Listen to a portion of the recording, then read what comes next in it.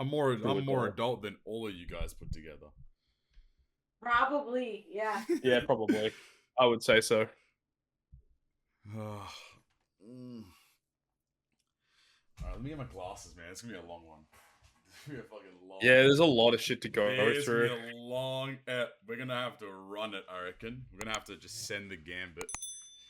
Yeah, there's a lot. There's a lot. Well, oh my god, there's like fucking. There's like 8 level limit breaks. There's like 6 or 7 legends. There's a few other talking points of content. There's the new version 12.2 update. Like, there's literally 3 full pages of characters on the database that have all come out since the new episode. Yes. There's a lot. That is dumb. There's a lot of content. So without further ado, let's just hop right into it with what's going on, guys. Let's get it. Welcome back to episode 79 of the Good, Great, Perfect podcast. Another OPTC ep. Time to recap the month. You have the dynamic duo, myself and Todd. Chris is in the background, so she might pop in from time to time as well. Flame's on 2 hours of sleep, so he's away. Knight said he's going to be late for work, so we're just going to have to just run the gambit. And I'm sure in the pre-ep just then, you heard that there's a lot to talk about. So without further ado, let's just jump straight into it. No holds bar. Legend Sengoku. Now, this is a bit of a shock in my honest opinion, because I was not anticipating them to jump all the way back to Marineford, because, correct me if I'm wrong, this is the first batch we had since all the Film Red stuff. Yeah, so right before the Sengoku stuff dropped, we had the Kizuna clash with Shanks and the 6+ Uta come out. So a lot of people were wondering at the time, what was going to be the thing to follow Film Red, because Film Red was a huge celebration. I mean, even as of recording this video, it's still out. Still like active. all the Sugos are still out. Still active. So that's crazy. So yeah, a lot of people wondering what the hell they're even gonna do, and for some reason they're like, "Oh, Sengoku V2, sure, that'll work." Now, before we jump into the legend himself, the Twitter teaser. I mean, I'll admit, I was stressed as shit, because I thought they were about to drop 4 legends, and I was freaking out for a moment there, because, I mean, to be honest, props again to the team, because the Twitter teaser was actually really sick, because it used the Twitter cropping feature, where like it had the images, but if you clicked on them and it expanded, it had like more images associated to it, which I found really neat. You can only read the text at first, but then when you clicked it, you got to see the background, So I was like, that's really cool. But I mean, seeing that and then seeing like these 4 images and 4 characters, your brain generally immediately goes towards 4 legends. And that's stressful. I think that's what a lot of people thought. Like, I thought we were going to have another Toby Ropo batch on our hands. But no, just 4 Dons. Yeah, exactly. So I'm glad we didn't have that, though. Thank God, right? I'm super happy. All have Super Tandem. Oh yeah, Final Tap. Yeah, they'll have Final Tap, and then Sengoku's got the Super Tandem. Let's just, I mean, that's a great segue there. Let's just hop into Legend Sengoku. So I'm going to be reading these from the Discord, so if I say anything wrong, you can... Oh, as if you're not reading them from the game, bro.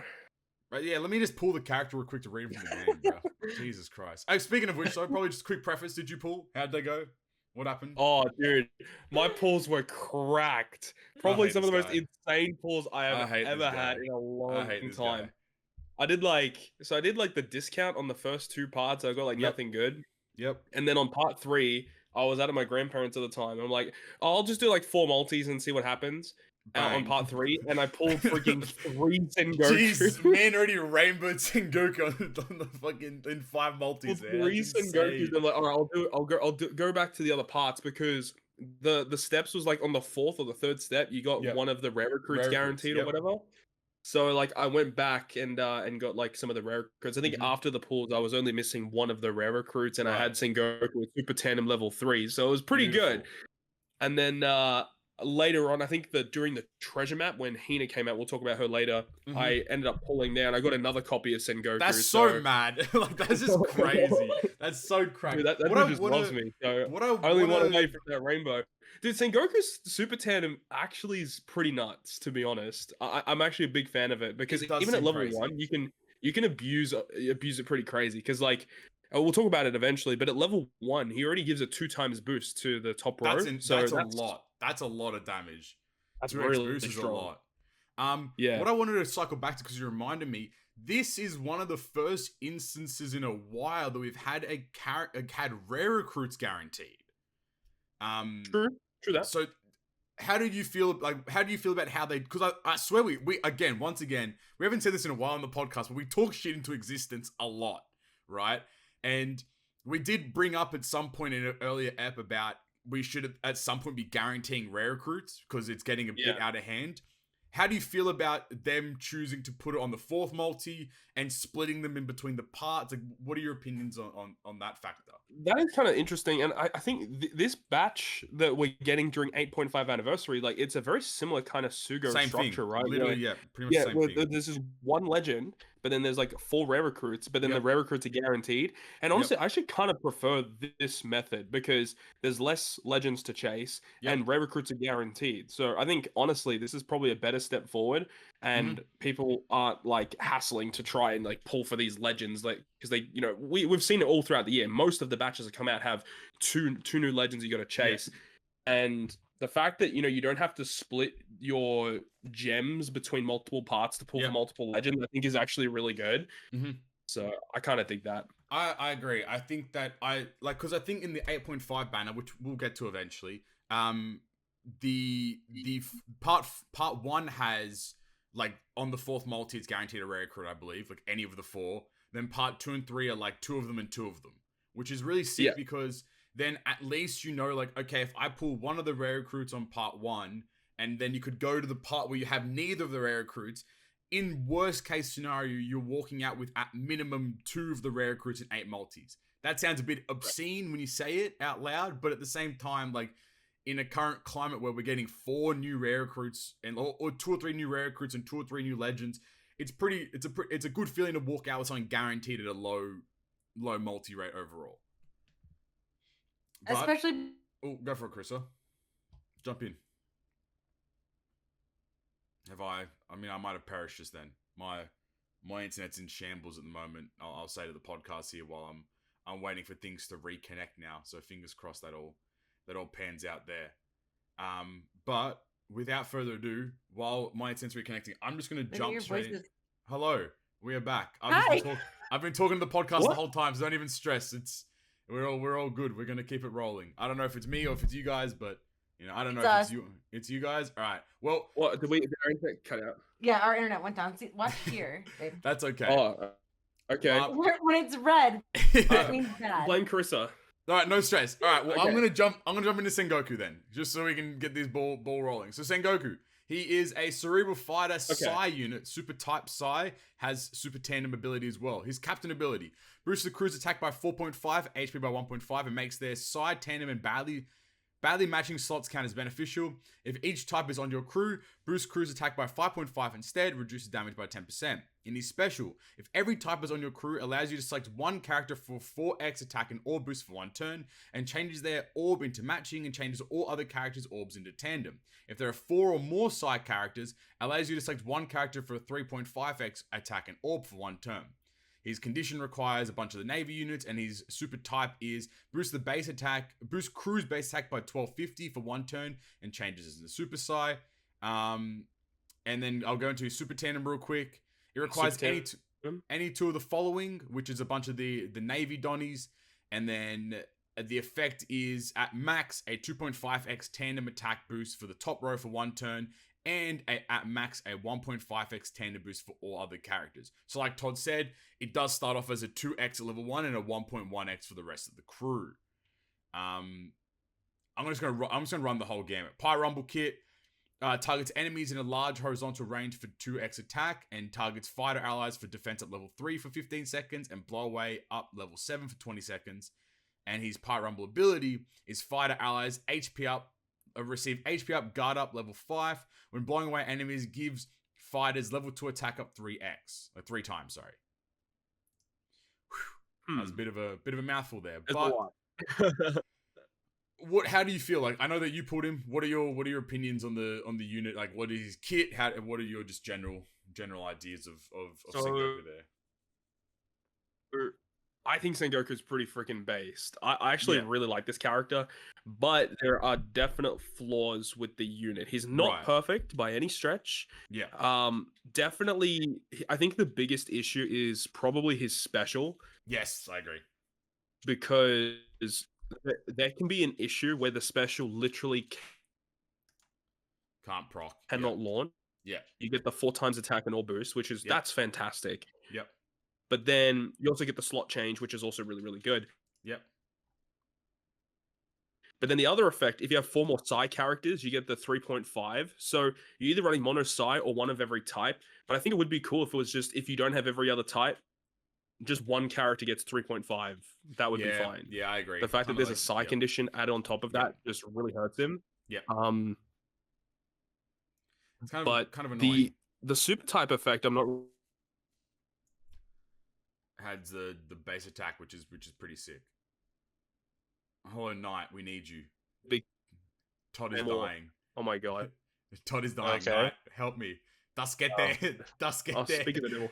Babe, there he is. At least Knight's here. It's just the way the internet is. So Todd was mentioning the super I don't know, his internet is stooky still. But Todd was mentioning the super type. So the super type Sengoku, 1250 base attack for 1 turn. I mean, I think we've kind of covered it before, but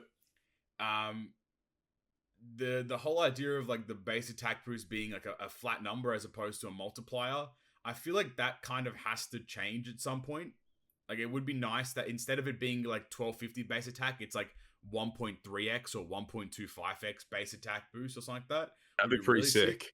Like, because I feel like I also would like if it was like it'd be nice if his special or his super type did damage as well. Yeah, because he misses out on a lot not doing that as well. So I mean that makes a lot of sense there too. And I feel like another thing is that in his captain ability, the buff that you get for having one of every type, it just needed a bit more, because you know the only difference you get if you have one of every type is you get 5.5 attack instead of 4.5, which is obviously good. But then it's 10% damage reduction. Like there definitely should have been more added on top of it. To be honest, I might be like out of line because I don't have the unit, but I'm not like I don't like the special like at all.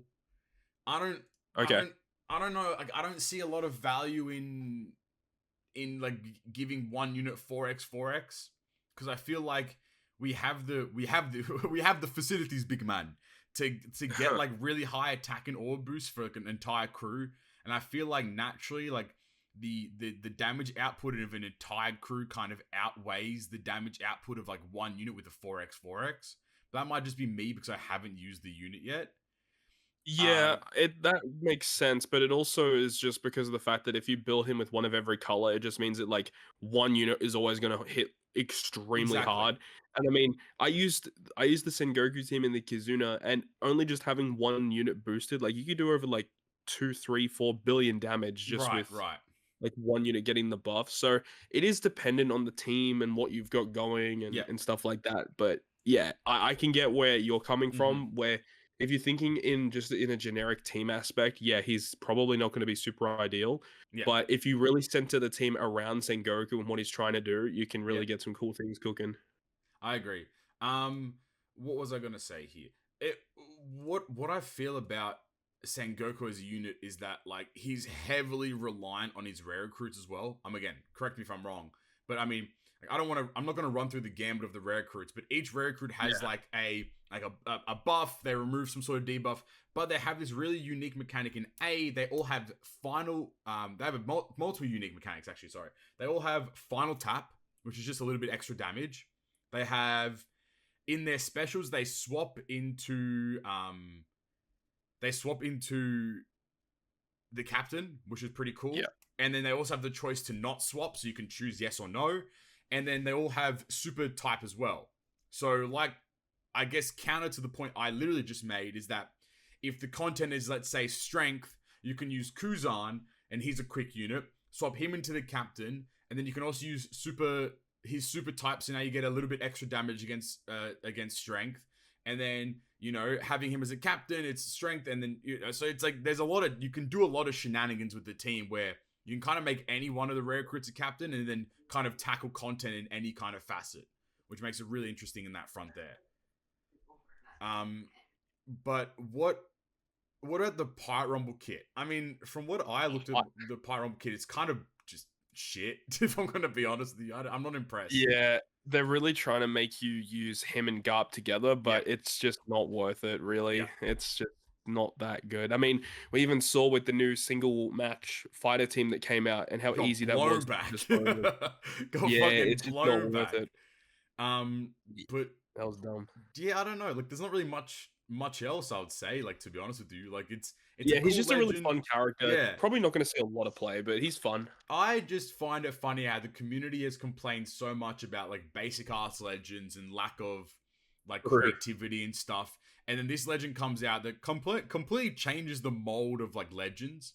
Like how like we've been used to using legends, and they're like, I mean, I don't really like it because it's just more like finagly and like requires a little bit more effort to get in and out and stuff. But overall, like, I mean, it's a really cool concept. Like, I remember when we had the data download for this batch, I actually hated it.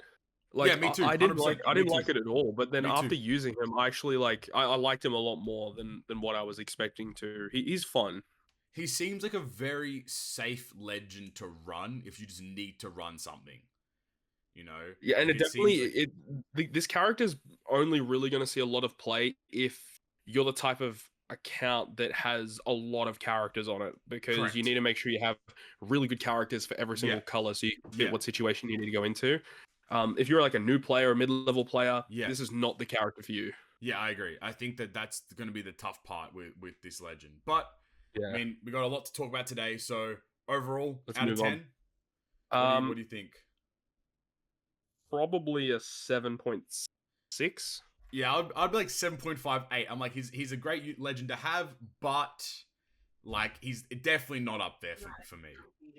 Yeah, not account changing. That's a good way to put it, Chris. Knight, what do you think about the Sengoku? I don't know. I'll give him like a 6. Yeah, he's just not wow. He's cool, but not wow. I don't think. Yeah. I guess. Then I'll quickly jump and mention an interesting point. The Luffy and Whitebeard Isle. I mean, obviously it had to do with the release of Sengoku, but to enter the 40 stamina or the higher stamina version, it required you to have one of each type, which I found pretty interesting. Yeah.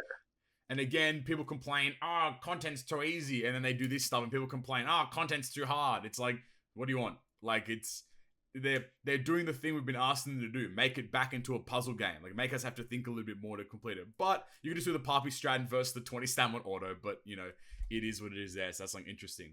As Todd alluded to, a Legend Garp. What? This one was a bit out of the blue too.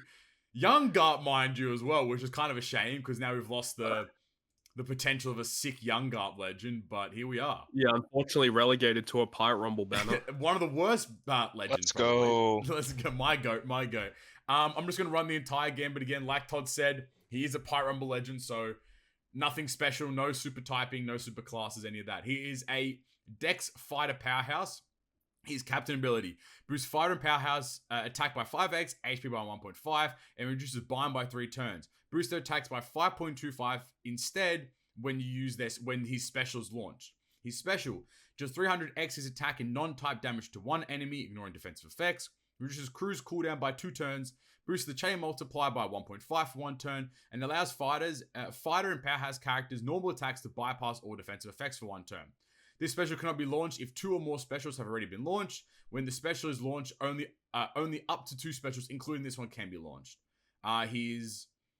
His support is 0.7 chain. It can be attached to Sengoku, Kobe, and Helmeppo, and that's at the final battle, which is pretty good.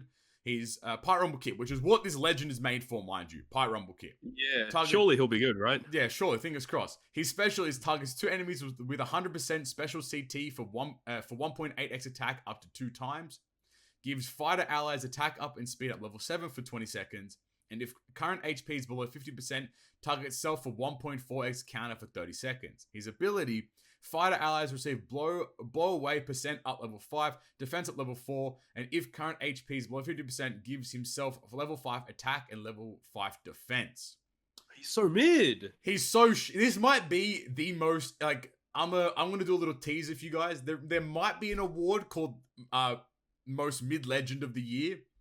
I might say that Garp might win that award, is all I'm saying. Garp arguably is the most mid-legend of the year. There's definitely cases where he's gonna be good. He's a better V3 Ray. Like that outright, the thing about it is, I don't even know if he is. Do you not think so? Interesting. Well, the main reason why I think Ray is still gonna see play over Garp is because Rayleigh has the reduced cooldown potential ability. That helps him out a lot. Whereas this guy does not have that, and he starts at a 15-turn cooldown. If you expand him, he goes to 14. Like, that's way too high of a cooldown.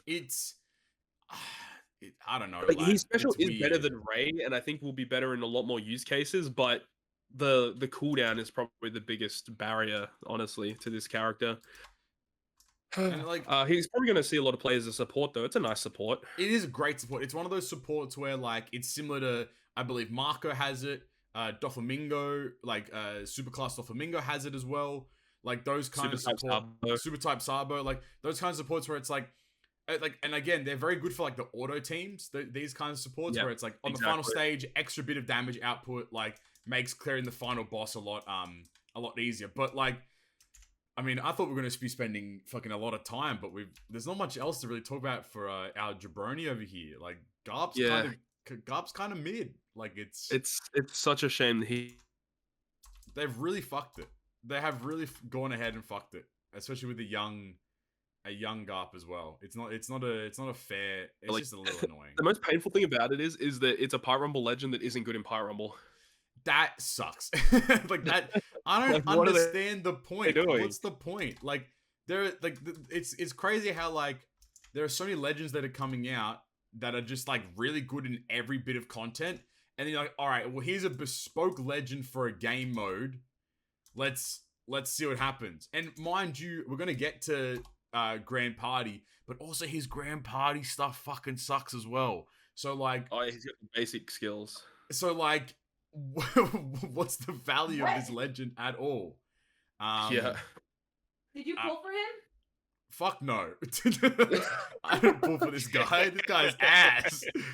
No, I did the discount. I always do the discounts on the PvP banners because there's value in getting some new shit. I think I got a new PvP rare card. I don't remember who it was though, but I got something. But nah, fuck him. He sucks. He's ass. All right, out of 10. I'm just gonna jump right through. Out of 10, what do you guys think? 4.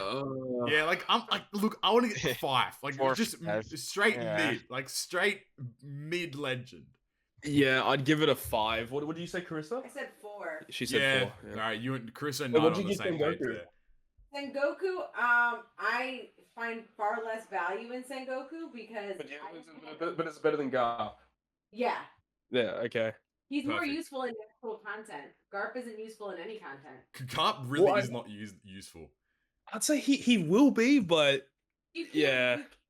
He will be, but you have to, again, it's one of those situations where, like, it has to be such a niche opportunity. Yeah. Or the content has to be tailored to have a V3 Ray-esque, like, ability required. I will say, the benefit of this, of Garp is that you can also use another special after using his, which is pretty good. But even then, like, we're grasping at straws here, you know, so... I mean, it is what it is. There was a rare recruit Don Chinjao. I mean, they're trying to bring the fighter meta in. They're still pretty far off, in my opinion. So, yeah, the thing is with Don Chinjao is that the specials of Don Chinjao and Garp actually clash with each other. So they release them to be used together. But like, you've got Don Chinjao, which delays enemy CT, and then you've got Garp with his Rumble kit says that he does damage to characters that have max CT. So if you have Chinjao that delays them, and then when Garp launches, they might not be ready. I hate it here. Where's the QA team at? That's my question for today. Yeah, they don't test it. Where's the fucking QA team at? The Blitz battle. Yeah, exactly. Yeah, I mean, we'll get onto that at some point, the Blitz battle. But we have a lot of level limit breaks. Lots of characters get level limit breaks. And a lot of them are actually pretty decent. So, like, not too bad here. So, how do you want to run this? We just want to I just want to send it and forget it. I'll speak for like 5 minutes straight, or how do you feel? I don't think we'll go through all of them. I'm trying to find the list. Did you put the list in the I episode didn't. plan? Let's say the episode plan. I've got like the units in the episode plan, the ones that have got them. Like, I mean, if I'm happy for you to point out the key ones there if you wanted to chat about specific ones. So you have, I'll just run through it while Todd's looking. You have 6 plus V1 Blackbeard, 6 plus Hody, 6 plus V1 Enel, 6 plus V1 Magellan, 6 Star and 6 plus Judge, V2 Zoro, V2 Mihawk, aka Todd.mp4. You have V1 Inu, V1 Neko, and Cracker. All got their level limit breaks. So a lot of I characters actually there. got Blackbeard to level 5. He was really chat cool about looking. Blackbeard. So Blackbeard's really neat. yes. So Blackbeard's captain, which is limit break plus, so that means everything, allows crew's normal attacks to bypass enemy defensive effects, but cancels crew's own defensive effects. If a fighter, striker, slasher, and shooter are on the crew, boosts crew's attack by 4.75, HP by 1.5, and makes Dex in beneficial for the crew. If crew launches a special that applies damage reduction, threshold reduction, or damage nullification, converts that to boost color affinity of the crew by 1.75 for 1 turn. His special reduces bind and attack down by 6 turns, changes blocking and matching. If crew has normal attacks only, deals 1 mil damage to all enemies, ignoring defensive effects and NAO, and boosts crew's attack by 2.25 for 2 turns. Otherwise, reduces all enemies' HP by 30%, ignoring defensive effects. Yeah, it's pretty spicy. It's pretty cool. I'm like, Ignore NAO in my book. I'm enjoying the fact that these units are getting like utility in their kits now. Like a lot of the legends are getting at least like a couple of turns of reduction, which is good. Yeah. Like 6 turns of attack and bind like is even sick. if it's a sub, Blackbeard's still gonna see play as a sub. Yeah, 6 turns of attack and bind is really sick combination of things to reduce. And orb change, and then potentially a 2.25 attack boost for the crew as well. Like that's mill fix, which is sick as well. Like, and I like it in his captain. They've added the effect of like if you use a damage reduction effect, you get a color affinity boost instead. Like, that's really cool because with the way that Blackbeard is built, you like those damage reduction effects don't even work anyway. Yeah. Like, is that color affinity like one of the like the color affinity that is embedded in the captain like V2 Vivi Becca, or is that like an actual like it'll be a buff? Okay. Yeah. Cool. He's sick. He's pretty cool. I heard Hody was sick from a lot of people that were saying. Pretty spicy. This is Knight's. I know Knight's been gassing Hody, so you know. Let's fucking go, Hody. He's back, baby. He's actually sick as hell though. So Hody's limit break expanded captain ability is reduced cooldown by 3, but reduces current HP at the end of each turn. Boosts powerhouse and shooters attack by 4.75, HP by 2.5. His level 2 special is deals major in damage to all enemies ignoring defensive effects, reduces powerhouse and shooter characters cooldown by 2 turns, reduces damage taken by 90% for 1 turn, and when this stage 2 special is launched, boosts color affinity of powerhouse and shooter characters for 1 turn based on the number of times you use the character's launch is special. So you get base 2x and then 2.25 otherwise. He's just quick. He's now a shooter captain, which is pretty sick. Fucking sick, right? That's tight as hell. And isn't his cooldown just wacko low as well right now? It doesn't say on the data. I swear it's gone down to like a 7 turn for the. Stage 1 is 7. Stage 2 is still 16 though. I mean, I guess you get 2 turns of cooldown because you also if you pop stage 1, 3, I don't know. Maybe the whole point is you want to have this buff. Then again, if you're using double Hody, you just activate like 1 early, and then you can have another special for later to get the bigger boost. And remember, you get -3 with his captain. It's so sick. Like, it's actually such a sick special. I mean, even the level 1, 1.75 base, 2x otherwise, 6% damage reduction. Like, it's sick because you could like pop that twice and get a 2x affinity plus clearing wave clearing 2. Like, he's actually hella quick. He's great for treasure map. Actual goated legend for treasure map. Like fast clearing stuff. So really sick there. I don't know. Was there anything else that was like spicy or interesting?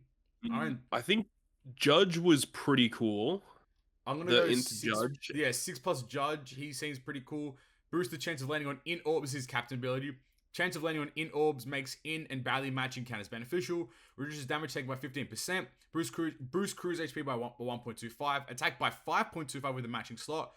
4.5. Otherwise, if each type is on the crew, reduce crew's cooldown by 3 turns at the start of stage 3. And then his special reduces 10 turns of despair, reduces damage taken by 60% for 2 turns, boosts powerhouse driven and fighter characters attack by 2.5 for 1 turn, changes all slots including block into int, and if each type is on the crew, buffs attack boost by 0.25 and extends it by 1 turn, including the attack boost launched by this special.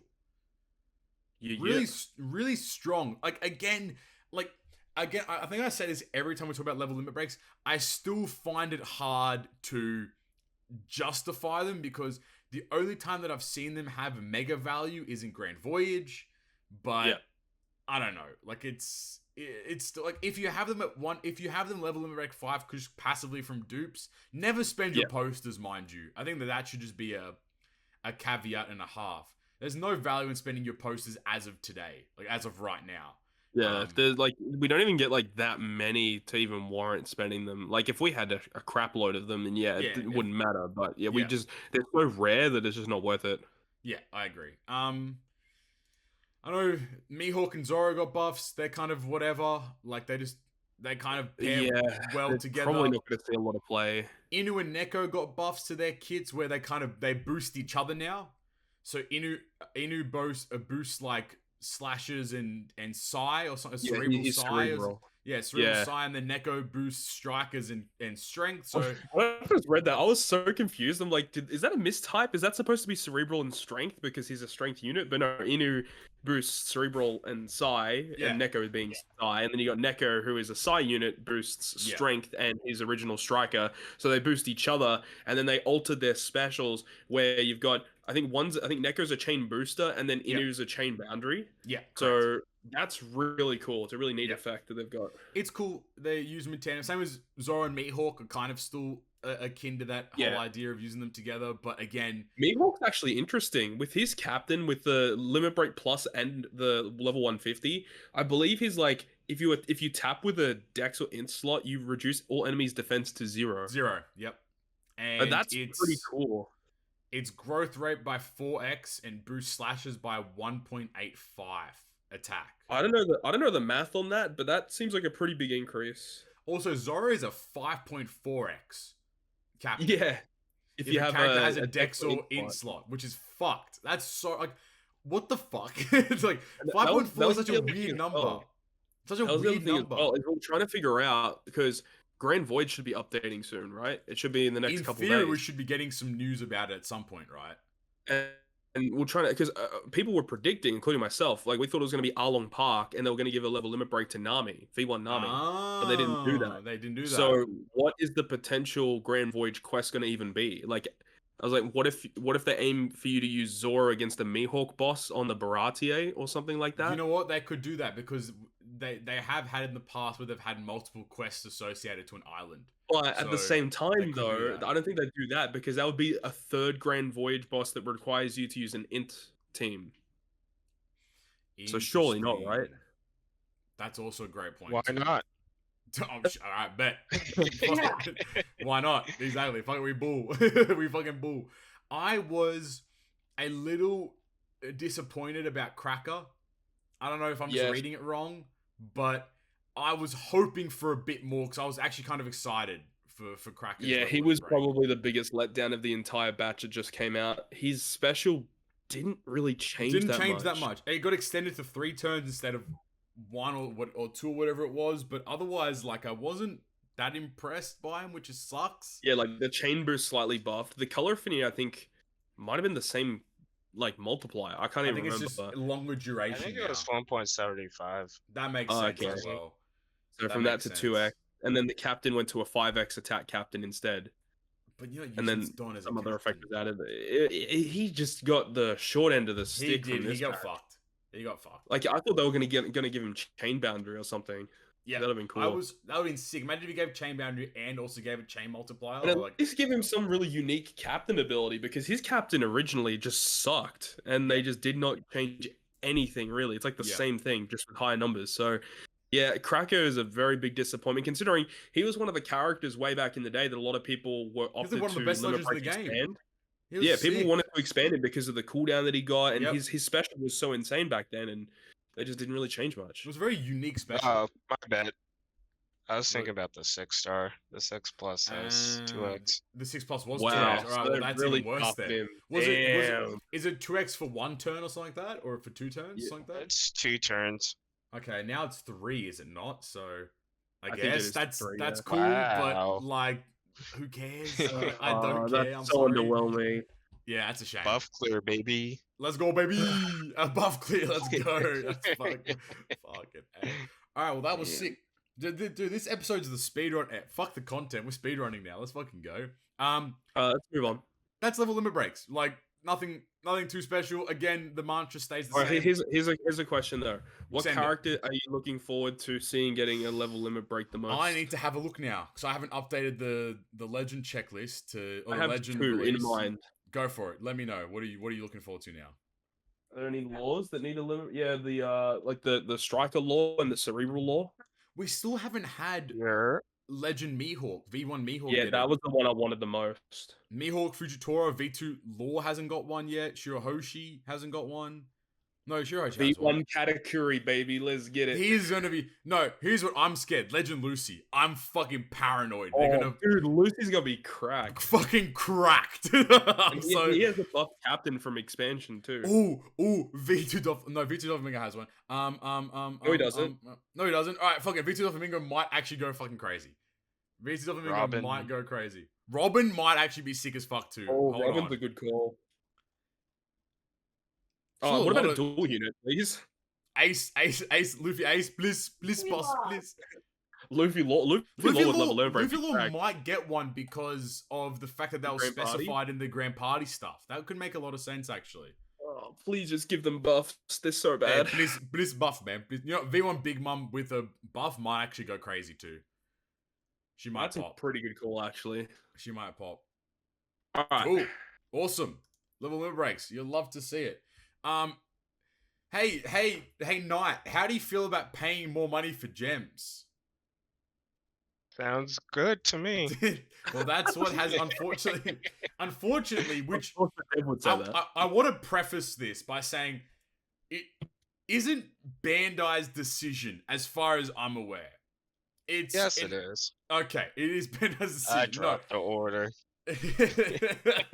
Order 66. It's so as far as I'm aware, what happened was Apple has done like a price increase across its stores, like it's Apple the app stores and such, and this like that.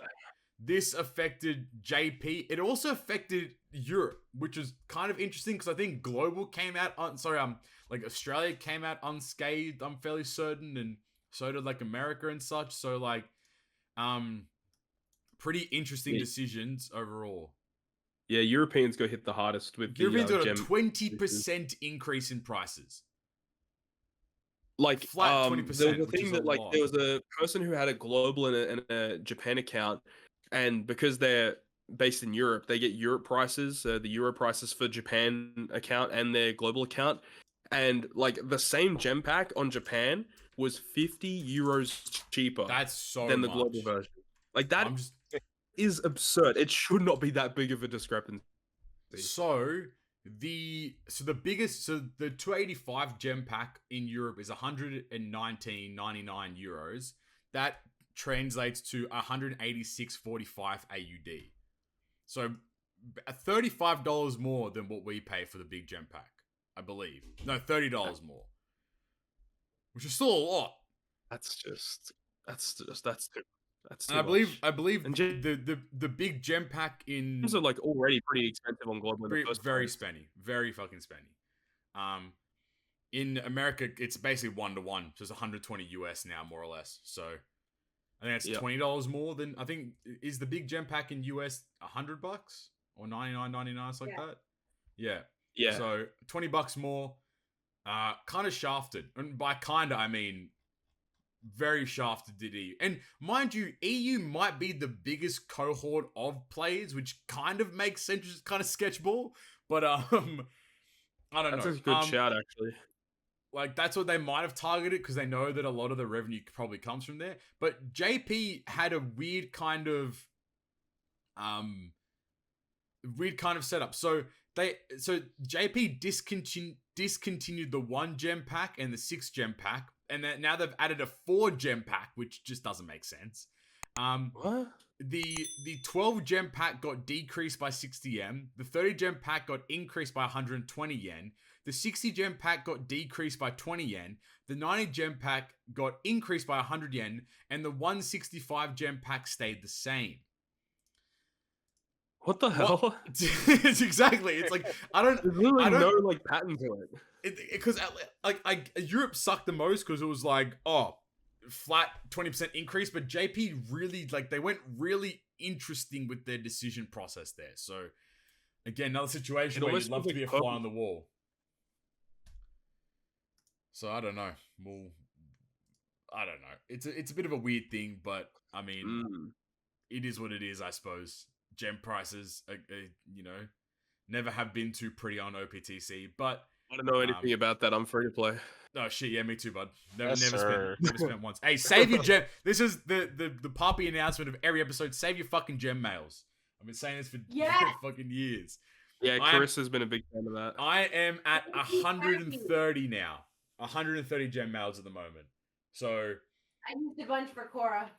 Exactly. So I think I'm up to 80 days now is my oldest mail. So like minimum of like with 400 the gem pack edition. There's another login pack too. I bought I had my I got the login pack, the rookie login pack. Like, man, love that from us. So good. All right, well, what better way to spend your gems than another legend? Hey, Let's fucking go. Let's fucking go to Legend Hina. What? Where the fuck did Hina pull up from? When was she on Punk Hazard? What's going on? Yeah, never. Okay, first and foremost, I'm so upset that they could have done a dual unit like Legend, Smoker, and Tashigi, but the body swap version would have been sick as hell. But instead, fucking Legend Hina, I don't know. I don't understand the purpose of that whatsoever. It just doesn't make any sense. Is she gonna lock you up? Hey, yo, let's fucking about time someone did. God damn. Hey, yo. So, we have Legend Hina for the TM Legend. Anyone pull? I think I did 5 multis. Oh, no, PSA. I did 5 multis. Ladies and gentlemen, V2 Brook has been acquired. Hey, Let's go. finally. After maybe 200 multis of where he's been boosted, I finally got V2 Brook. Which is actually sad to say. 3 multis. Yeah, How'd Chris you and I go, both. Carissa? How'd you guys go? I did 3 multis. I got Hina, All right. Smoker, and Tashigi Jesus Christ. all in the same multi on my 3rd multi. Jesus. Too good. Jesus is Lord. Have mercy. That's fantastic. And what about you, Todd? Yep. How'd your pulls go? I got Hina on my 5th multi, Nice. and I got Smoker on the 3rd, and then Nice. I think I did one of the. No, yep. Totally agree. I think what he's trying to say there before he disconnected was he also got Tashigi as well. I'm fairly certain he got the whole batch. One of the. That's pretty good. There What about go. you, Knight? Did you pull? Yep. No, did you pull? Yep, that's that. Oh, yeah, Don't worry, naturally, always. Don't worry, I covered your ass. I just said you also got Tashigi, so it's fine. Knight pulled, got everything as per I don't know usual. what's going on. I did 5. I got Smoker and Tashigi, no Hina, but I did get Legend Brook, which is pretty cool. And I got a bunch of other characters. I got a few other rare crews I was missing. First thing I want to say about TM Banner. Well done, Bandai. You fucking finally started leaving TM rare recruits on the banner. Congratulations. Well done. Yes. Well done, True. Bandai. About fucking time Good you job, started. Bandai. Because One step forward. 1 step forward, but 2 steps back. No, I'm joking. I won't do it. But what I appreciate about that is that, well, Kazuna's had that for ages. You've been able to pull Kazuna rare recruits for a very long time. True. So it's good that, like, it's cool that they're doing this, because what it shows me is that all the old TM rare recruits are going to be put in the metal shop, and then now from the Kawamatsu, Kiku, and Raizo batch, from that onwards, fingers crossed, every batch is now just available in TM banners, which makes them fantastic, because a lot of TM characters are getting pretty good, plus a lot of them have pretty decent supports, you know, so... The support, man. Bro, There's a I lot- still there's- want Theodora. Yeah, exactly. So hopefully he's in a shop at some point. But let's just get cracking with the Legend Hina. Legend Hina is she's a baddie, but she's also a quick cerebral striker super type unit. No tandem or final tap. Oh, what a rare sight seeing that one. Her captain ability boosts quick cerebral striker a character's attack by 5.25 with a matching slot, 4.5 otherwise. Boosts the HP by 1.3 and reduces damage taken by 10%. Depending on the damage dealt from normal attacks, delays all enemies for 1 turn, 20% chance to delay at 100k, 50% chance to delay at 500k, and 100% chance to delay at 1 mil, and 100% chance to delay ignoring enemy immunity with 2 mil. At the start of the quest, locks all orbs for 10 turns. Her special, reduces enemy defense up and crew attack down by 6 turns, reduces damage taken by 80% for 1 turn, boosts quick cerebral striker character's orbs by 2.75 for 1 turn, and if crew has an orb boosting effect when this special is launched, boosts cerebral and striker attack by 2.25 for 1 turn, and boosts quick character's base attack by 1000 for 1 turn. Her super type changes block slots into matching and doubles damage dealt to delayed enemies for 2 turns and changes to super quick. And I'm just going to run it fully. Her support locks slots for 1 turn when a character uses their special, and that's on Tashigi, Smoker, Garp, Zephyr, and Sengoku. And her Pipe Rumble kit targets 3 enemies for 100% bind for 10 seconds, targets 1 free spirit enemy for 100% chance to bind for 10 seconds, and targets 2 cerebral allies for 100% chance of haste. Her Pipe Rumble ability, cerebral allies attack up, speed up, and HP up level 5. How do you feel? Interesting. This is the first captain with the whole orb blocking thing. I'm just gonna say, because everyone was thinking about it. Legend Hiyori and Hina, crack it into a fucking ripper combination, mind you. Guaranteed wino slots for 10 turns is insane. Hybrid it up with Kaido. And now you're just fucking getting too many wins there. It's too many fucking dubs on that one there. You know, so pretty solid kit. Like I was very surprised at how like just all round good this legend is.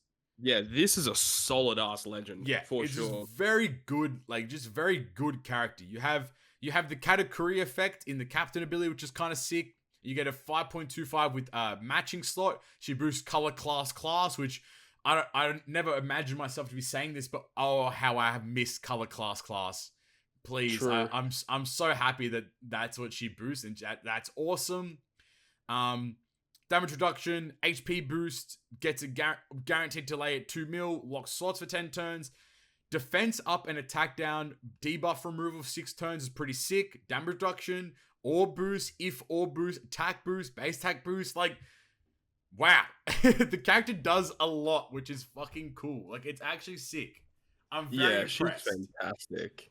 I'm very impressed by the legend. Like, it's once again, TM legends just keep winning. Like, they're just always really good. There's only like one thing that I found with this character that I guess is somewhat problematic is that depending on the team comp that you're running, you can come into a situation where you need to stall for specials, and then the turn slot lock doesn't help you as much. But that's really dependent on the content that you're going up against. Right. That's a good point, actually, to be honest with you. So I do agree there.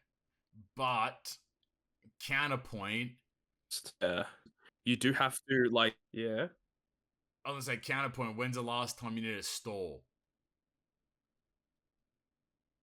Yeah, what content is there that you have to stall for? What content is there? Full stop. Period. Yeah. Sorry, you were saying something before you cut out. What was it? Oh, just the fact that she has to do, like, the delayed effect that she has is kind of underwhelming because you can't really get the full effect of her conditional because you have to, like, wait a full turn for it to activate, and that can be annoying. So it is dependent on the type of content you're going up against. Does like, maybe it's mini bosses. Stages? Does it is one of those things? No, okay, Katakuri's did, right? Or am I still dumb? No. Am I dumb? Okay, I'm dumb.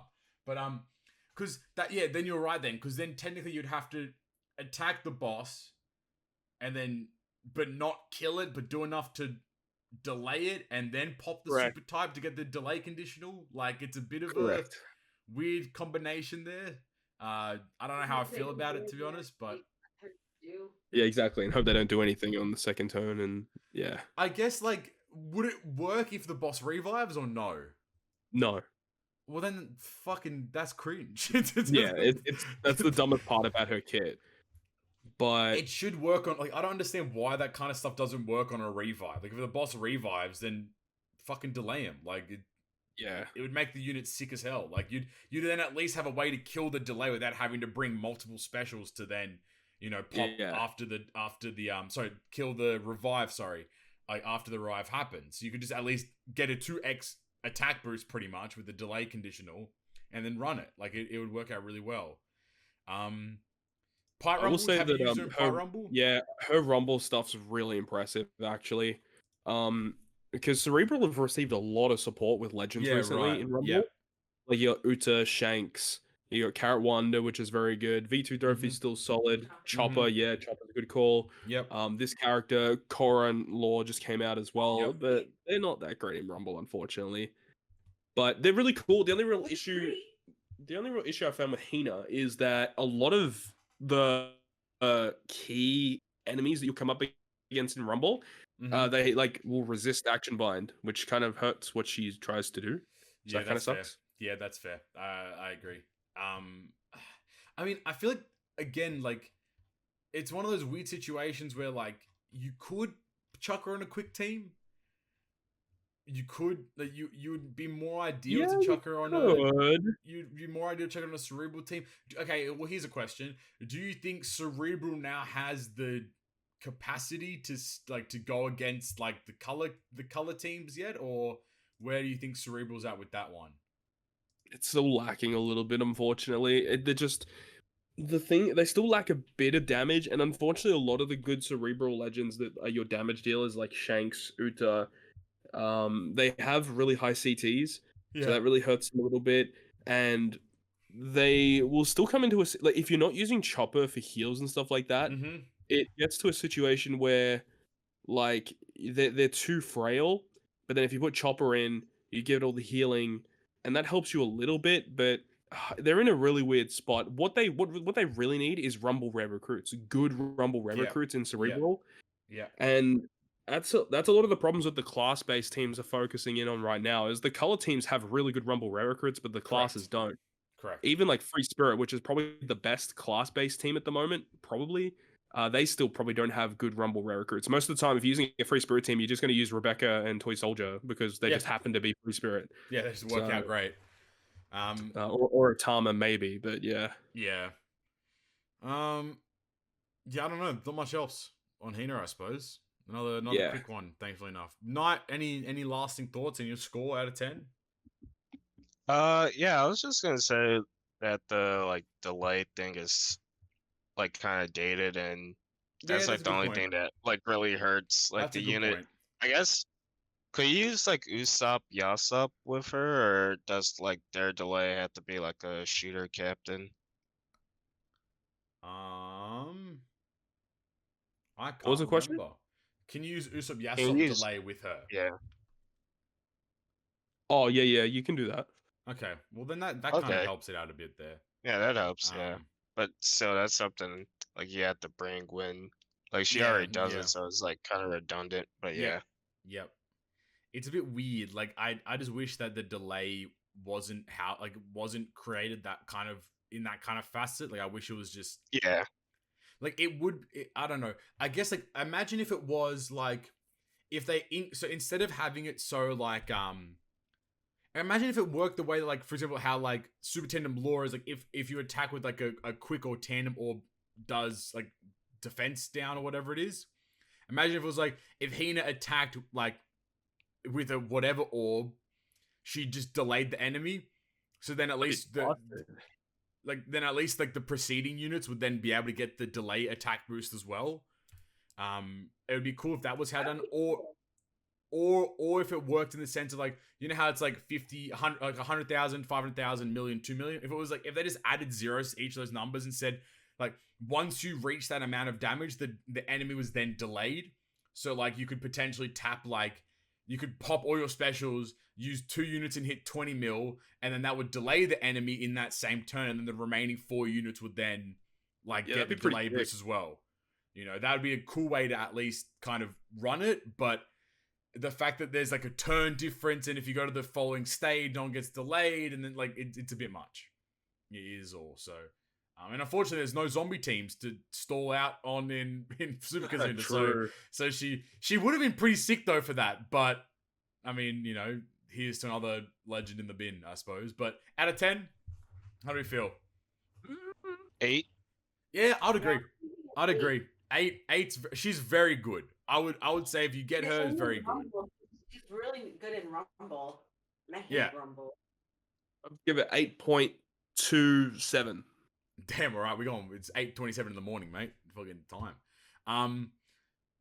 There we go. 6+ V2 Blackbeard. We're just running the gambit today, man. There's so many damn characters came out because it's been a while since we last recorded. But 6+ V2 Blackbeard, he came alongside Super Part Rumble and the Kazuna versus Blackbeard, where we had rare recruits Kobe and X Drake. First and foremost, art really sick. Sprite in game, very cool. He also got a level limit break, which is pretty interesting, as a lot of 6+s these days have. And I'm just gonna run it. He's level limit break captain, boosts int and strength characters by 4.75, HP by 1.75, and boosts own attack by 5.25. Instead, makes strength and int slots count as beneficial for strength and int characters. Completely removes special bind and paralysis on himself, and reduces his own cooldown by 2 at the start of the next turn after receiving damage.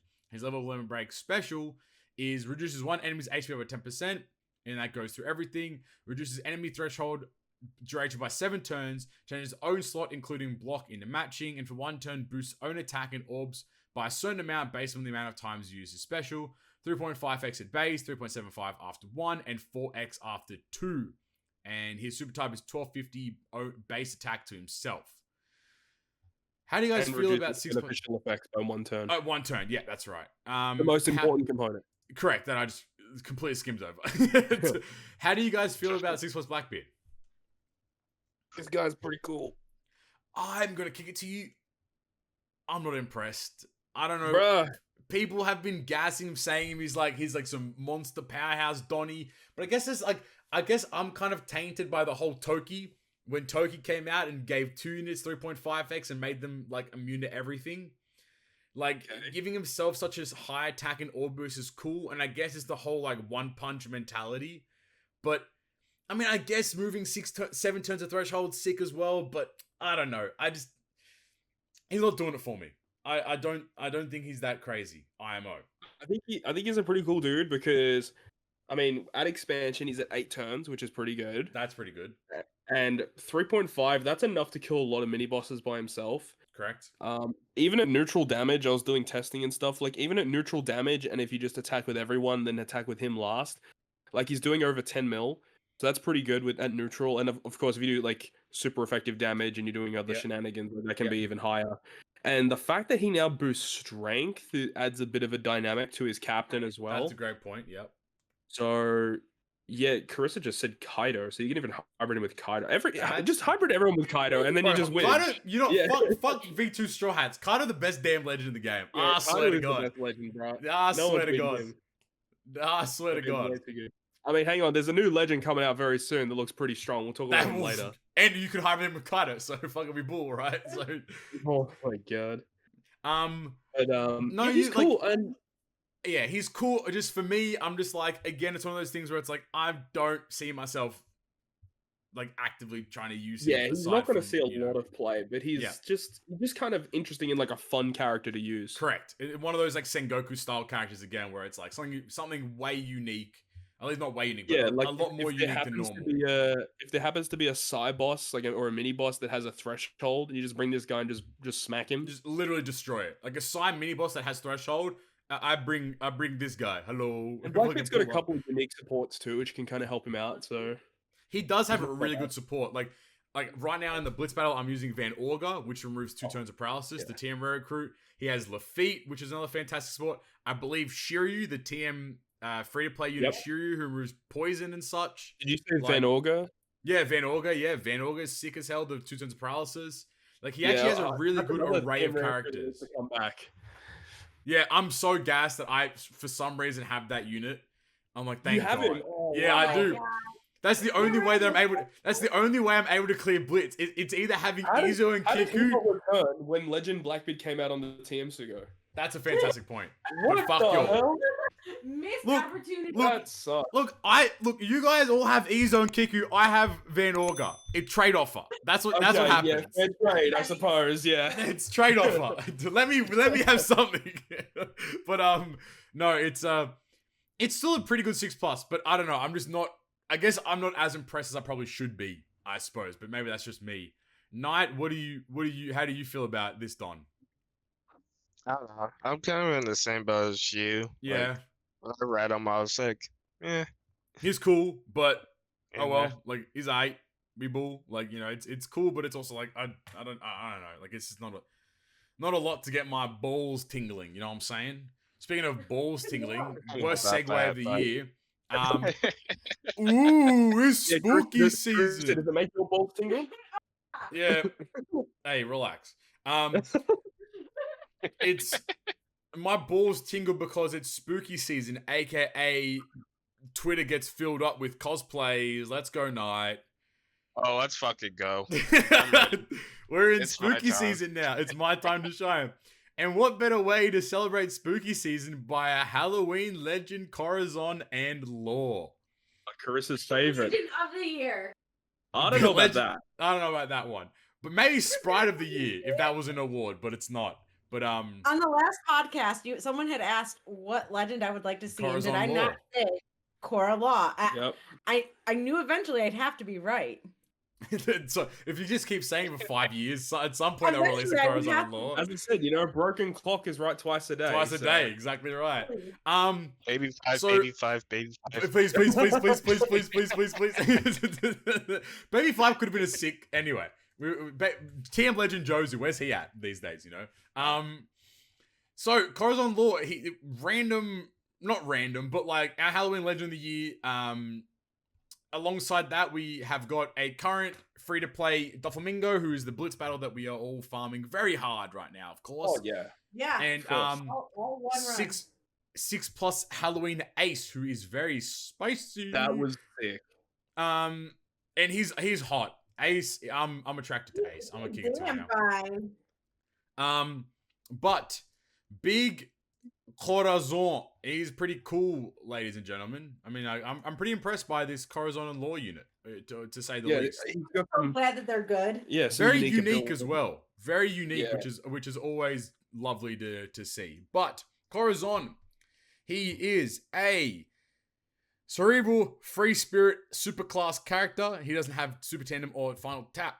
His captain ability is reduces crew's special by 1 turn at the start of the quest, boosts int and cerebral characters by 5.25 when they have an empty slot, 5x. Otherwise, boosts own HP by 1.3x and reduces crew's despair by 10 turns. His special is boost cerebral attack by 2.75 for 1 turn, changes slots into empty, and crew lands on empty slots for 3 turns, and changes the attack multiplier of empty slots to 2.25, normally 1.x for 3 turns.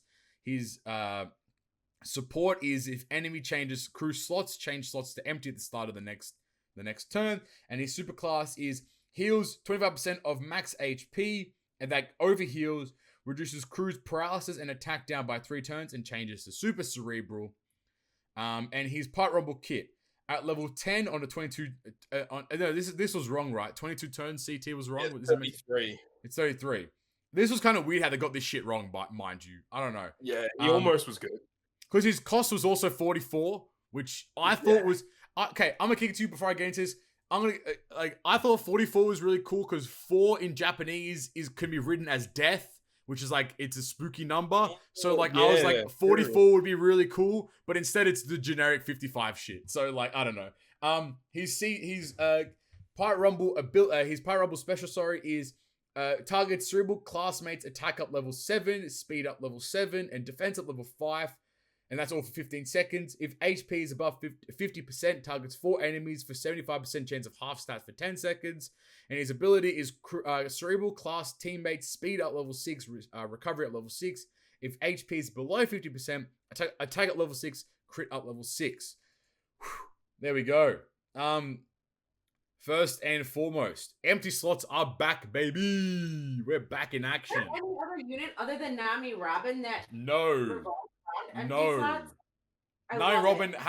Nami Robin's 6X captain. It's fucking time. We're back. We're back in full stretch right now Fucking too. go, baby. They're actually the best legend in the game now. 6X captain. That's fucked. That's so good. What you do? You bring Fujitora, make him the captain, swap back.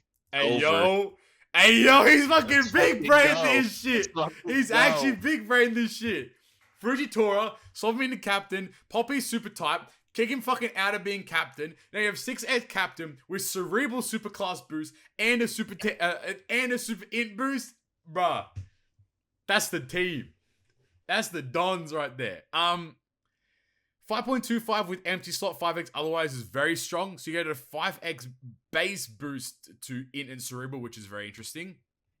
The weird thing though is that his special boosts cerebral attack. I was gonna bring that up. I fucking hate that. Boost in cerebral. Why they do that? Just boost in cerebral. Like fuck it. Like it doesn't make any sense.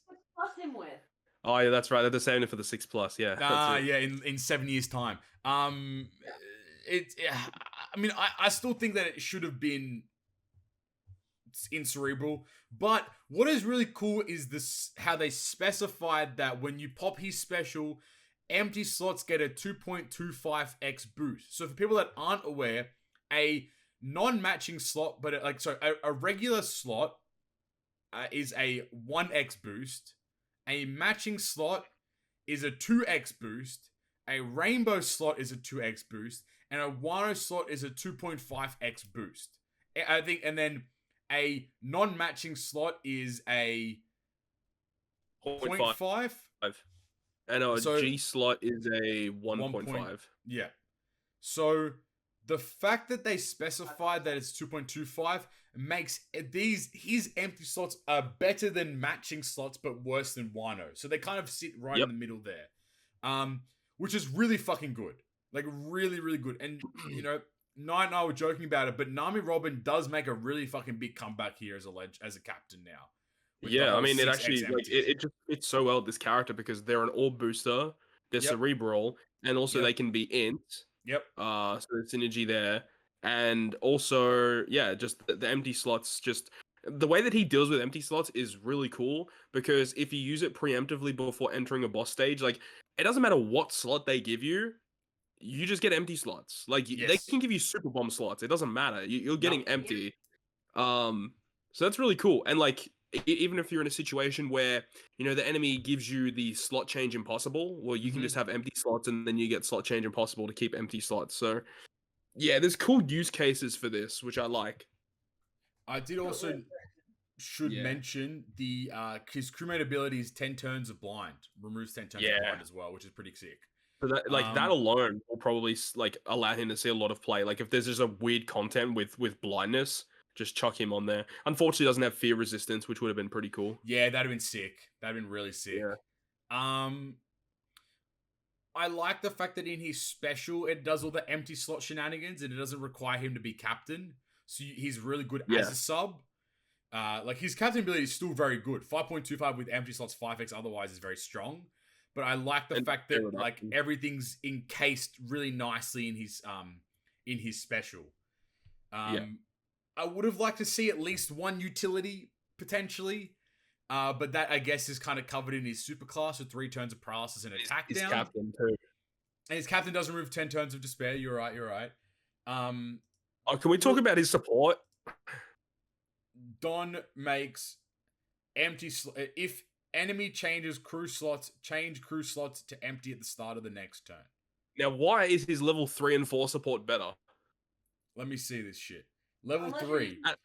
At level 3, it says, once per quest, if the enemy changes your crew slots, changes crew slots to character's own type at the start of the next turn. What? His level 3 and 4 support give you matching slots when they're changed. His level 5 changes them to empty. What the fuck? It attaches to any cerebral unit. What? Like Uta, for example. What? Yeah, Nami Robin, Uta, whatever. It's so cracked. Like, what? I don't know what they were thinking. Was there meant to be something else there? Like, was there meant to be, like, another buff there or some shit that they just didn't put in? I think it was maybe supposed to be like change maybe just the supported character slot into matching, maybe. But it literally says changes the crew's slots to matching when they're Changes changed. crew slots to character's own type at the start of the next turn. Wait, Yeah. 3 and 4 are the exact same. Correct. What? So it makes it a bit weird if you pull dupes because, like, do you actually want to feed it to it to level up that support? Shit, true. Second copy. Yeah, that's a great point. Some cores. Yeah, we're really back in the Odin era where it's like you sometimes don't want the one slot, you want the strength orb, right? Yeah, fact. I had no idea. That's fucking crazy. What the hell? That's mad. Yeah, because like, I mean, as we just said, there's like no other characters that really abuse empty slots. So, yeah, that's a bit of a weird one. I guess like if you wanted to get the make the argument, you could pop this unit on Nami Robin. Like, I suppose, but that's kind of pushing it a little bit because you don't get the whole benefit of using this unit with Nami Robin is that you get the 2.25x boost from having empty slots, whereas his support just makes them empty, which means they have a 1x boost. Yeah, he doesn't. He doesn't treat them as the beneficial slot. Correct. So the bad slots, and then use someone that fills in empty slots for full border slots. I guess that's also a good point. Level 3 or 4. Yeah, but saying it still is available. But Correct. if you're given Super Bomb, does that you can't get? No, you can't change Super. You can't change Super Bomb. Like Super Bomb, Super Tandem can't be changed unless it can, and no one's tested it yet. Super Bombs are like block slots where you can't like. There's no character that actually changes them. Like only Dex Kid treats them as matching. Yeah, that's weird. Then I didn't notice that in his because I thought that maybe they missed something with the support where it was like changes slots to empty and then also adds that buff where it becomes like 2.25. That would make sense. Yeah, that's what I thought it was, but it literally just says changes slots to empties at the start of the turn. Bit weird. Have you had a chance to use the unit in Rumble? No, I'm not planning to be honest. The character just doesn't really tickle my fancy, to be honest. It doesn't tingle your balls? No. This one tingles my balls. He just MC some. Do you think the unit finds a place in the Cerebral team or not really? Fail to see how it does because the special at 33 CT is absolutely garbage. And his crew, like his regular Rumble ability gives you speed and a recovery buff, which a lot of the Cerebral units surprisingly have speed buffs. Like Cerebral's a very fast team, but they like the recovery buff. I guess if you're using Chopper on the team, maybe you can get some abuse out of that. But then he says if your crew, if his HP is below 50%, that's when you get an attack and a crit buff. So the fact that he gives you recovery and he's focused around that recovery mechanic, I don't really see how it's going to work. He just seems bad. Like, if he had the 22 CT, like what we originally thought, he probably would see a little bit of play because he does have the chance to halve stats if you're below 50%. Yeah. So that's kind of cool. But, I don't know. They need to give him a bit of a buff. Yep. I agree. Acknowledge, accepted. Ratings? Yeah. I mean, he's still sick. I'm still very impressed by the unit, though, in my opinion. He's good, yeah. I would say like solid 8.5 would be where I stand, I think. Yeah, I'm at an 8.44. What about you, Carissa? I'm at 7.9. Oh, she likes him, apparently. And 9? 9.25. Damn, 9.25. Damn, why that, if you don't mind me asking? Because it's law. Okay, fair enough. Oh, yeah. Understandable. Like the best GGP member ever. Hey, that's crazy. That's crazy. That's crazy. I'm getting my praise I deserve.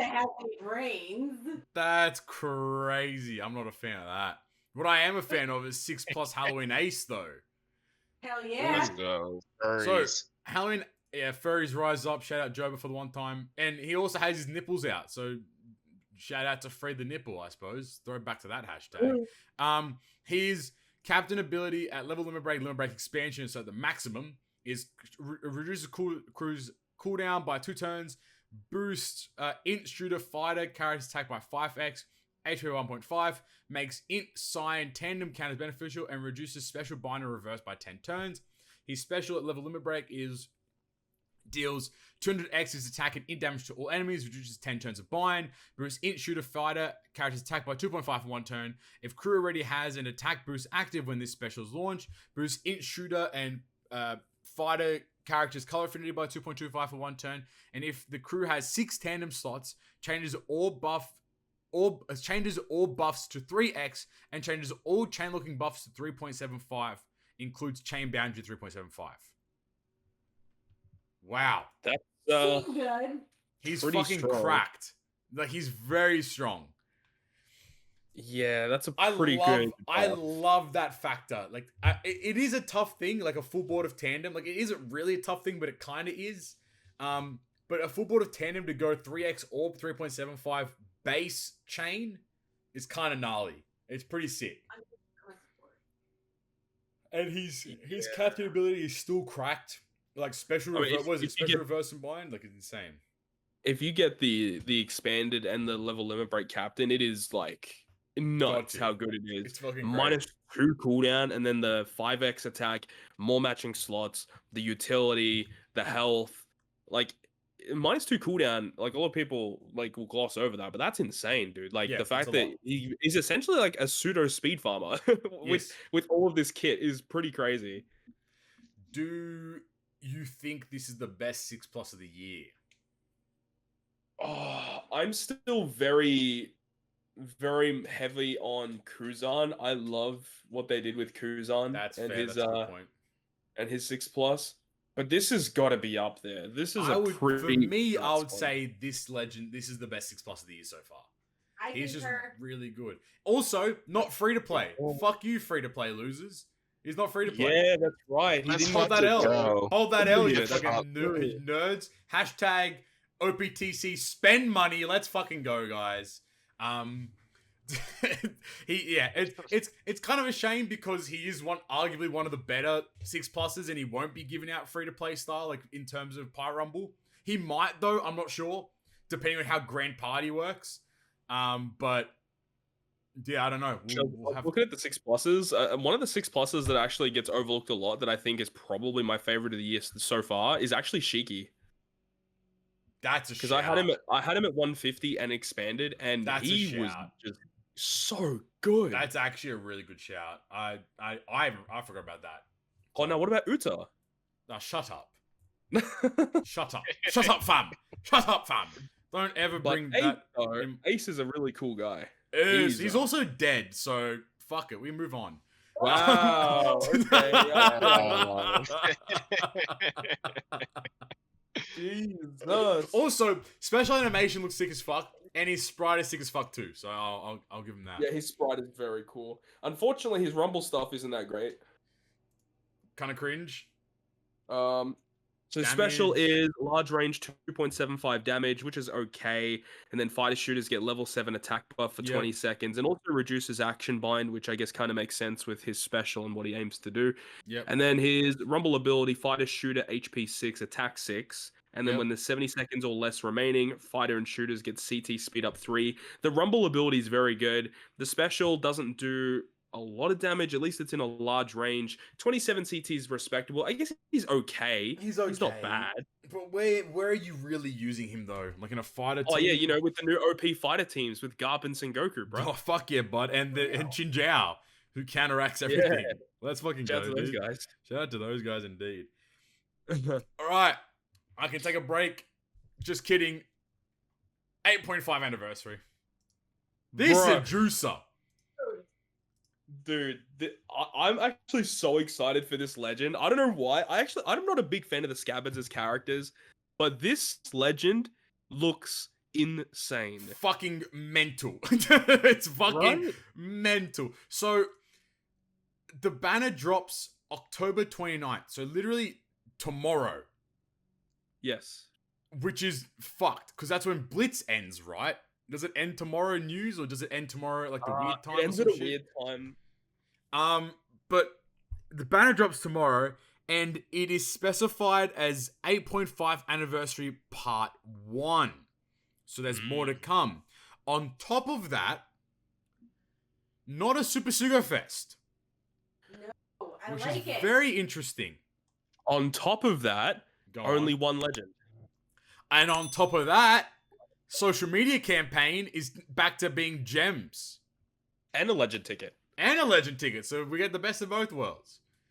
And on top, of that, oh, here we go. Here we go. Keep it going. I had nothing. What did Knight Knight, have? what is it? On top of that, I was gonna say Hiyori is on top of me. hey, yo, let's fucking go. My goat.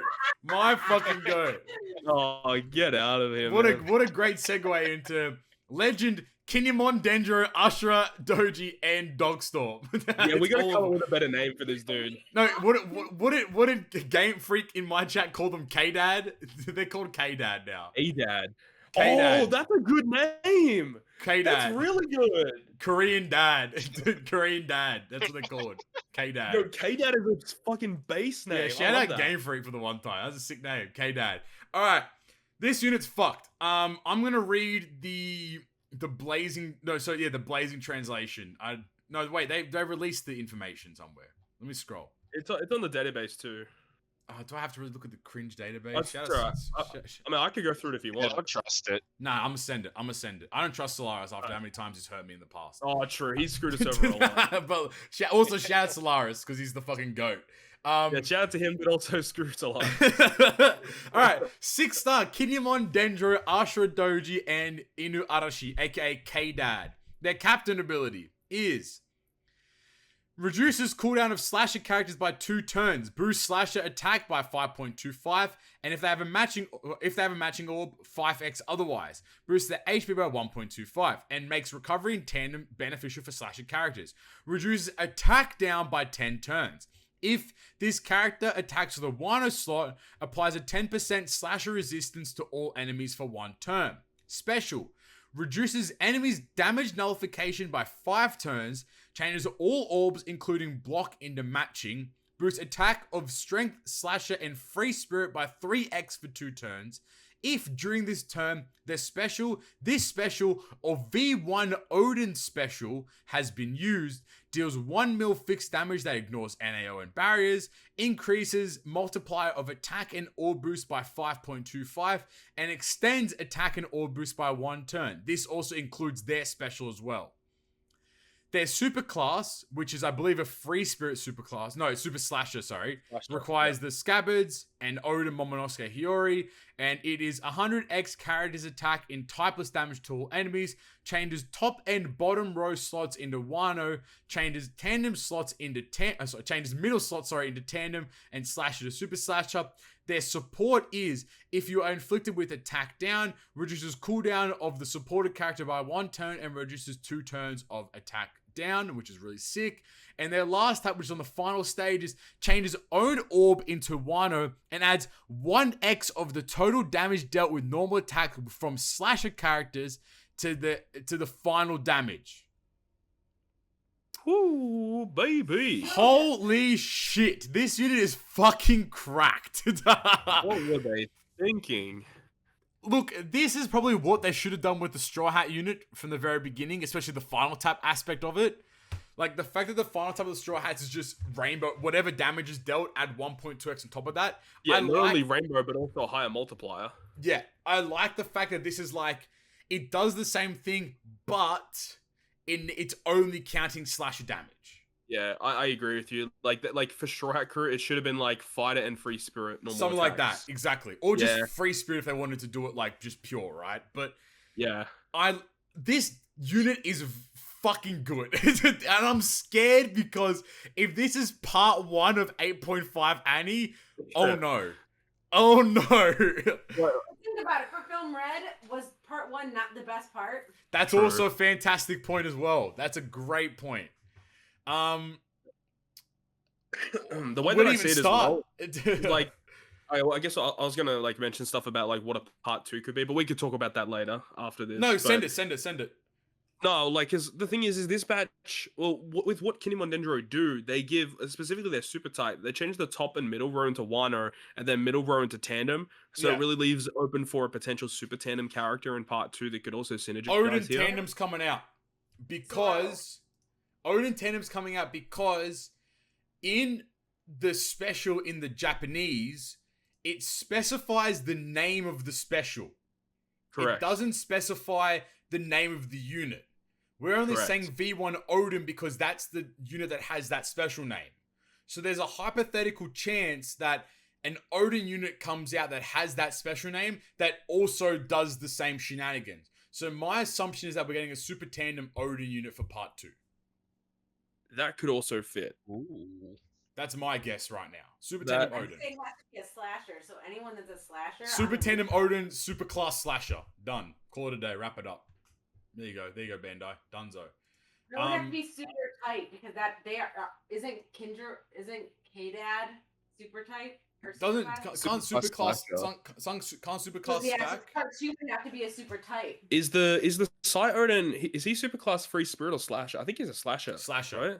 So it would make. So they sense can do a free spirit one of Odin or another super type strength Odin. Yeah, I would see either or. That could work, like anything that's a slasher, but like I don't see that. Like some people are saying, like, what if they did the other scabbards as like a super Tandem? That doesn't make sense. Yeah, exactly. It makes 0 sense for them to do that. So and like, what other slashers? I mean, like you could do. I mean, like Zoro makes Zoro sense, Killer, I suppose. Or Zoro Killer. Zoro, I guess, but that's kind of weird as well. I don't know. That'd be kind of a weird little thing, I suppose. Like, is it too early to start heading back to the rooftop and start doing some more anime, like shit that's been in the anime yet? Like, well, what else would they do? Like Zoro blocking the damage potentially as a legend. Like, I don't know. Unless if they make part 2 like literally completely separate. I don't see them doing that because I agree with you. I feel like it's very weird how the middle row has Tandem. There has to be a Tandem legend at some point that works with this character. So I'm very people that are at like anybody on the roof. So I'm very heavily under the assumption that it's going to be an Odin that just has the same special name, and it is a Super Tandem Odin. That's just my guess. Yeah, could be. So the unit. There's a lot to unpack, but not really. The actual unit themselves, like, fucking. I mean, we're just talking about Halloween Ace, how he's like essentially a pseudo speed farming captain, and this guy's basically the same kind of thing. But he's so sick. He's actually his character is so sick. Reading it back again, like I get like that. I guess the one downside you could kind of argue is that he's only a slasher captain. Yeah. Like I get that, but. I mean, how broken they are, you can't have them be much more than that. Exactly right. Like, he's fucking strong. 5.25 with the matching slot, and then 5x otherwise. HP boost, recovery and 10 are beneficial. 10 turns of attack down is sick. His special literally gives you a full board of slots too. So even if like you're in a situation where you get block slots, you use his special, then his super class to get the water slots. But also, and then you got slasher resistance. Slasher resistance embedded in the captain ability, which is awesome. So like, you could pop. That is a bit weird though, because if you want a final tap with them, then that kind of conflicts because you probably want to activate that first. But you know what though? Because then you might be right. Maybe part 2 is just completely different, but it's just a Super Tandem character as well, right? Because maybe like it would make sense to run 2 of these units as 2 captains potentially, or maybe maybe they don't even give a fuck about this unit being a captain in the first place. You know, like it's maybe the captain is just like whatever, but the specials are the juicer. So there's a lot they could really do here. Then, I mean, 10 turns of attack down in the captain, I think is just fucking awesome. That shit's always so sick. There's only General Frankie or Frankie Tanky was the last character to do that. No, it's Frankie Tanky. That's true. Damage.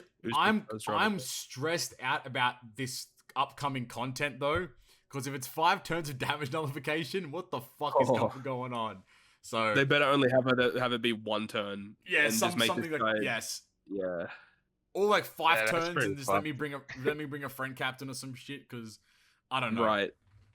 The special's cool. awesome. The special's fucking awesome. It is 3X. weird that he's like, it's so like honed in on using V1 Odin, but it makes sense if you think about the character and like it's the scabbards recreating Odin's attack, so Correct. it makes sense to have V1 Odin work in this fashion, and it synergizes as well because Odin is the orb booster as well. And I think like doesn't Odin also change tandem slots into Wano? Yes, like, which is yeah. No, but his captain ability. His captain ability changes tandem to Wano. Yeah, so you lose out on the tandem there technically.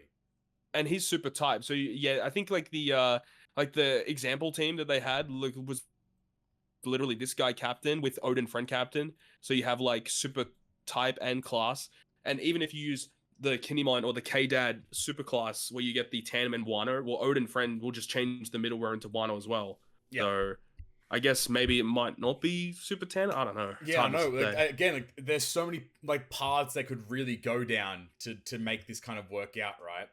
I love the fact that like I think I was in Stump's Discord. I know, fuck that guy. And we were talking about how like it's pretty cool that this unit has that kind of caveat of if it does all this really cool stuff, but if you also have this character, it does more stuff. But it doesn't take away from the unit overall. So it kind of like reintroduces old units again, which I really enjoy. Like it's a new way to bring back characters that haven't maybe been in the spotlight like for a while or whatever it is. And I think that that's a super cool idea. Yeah, that's true.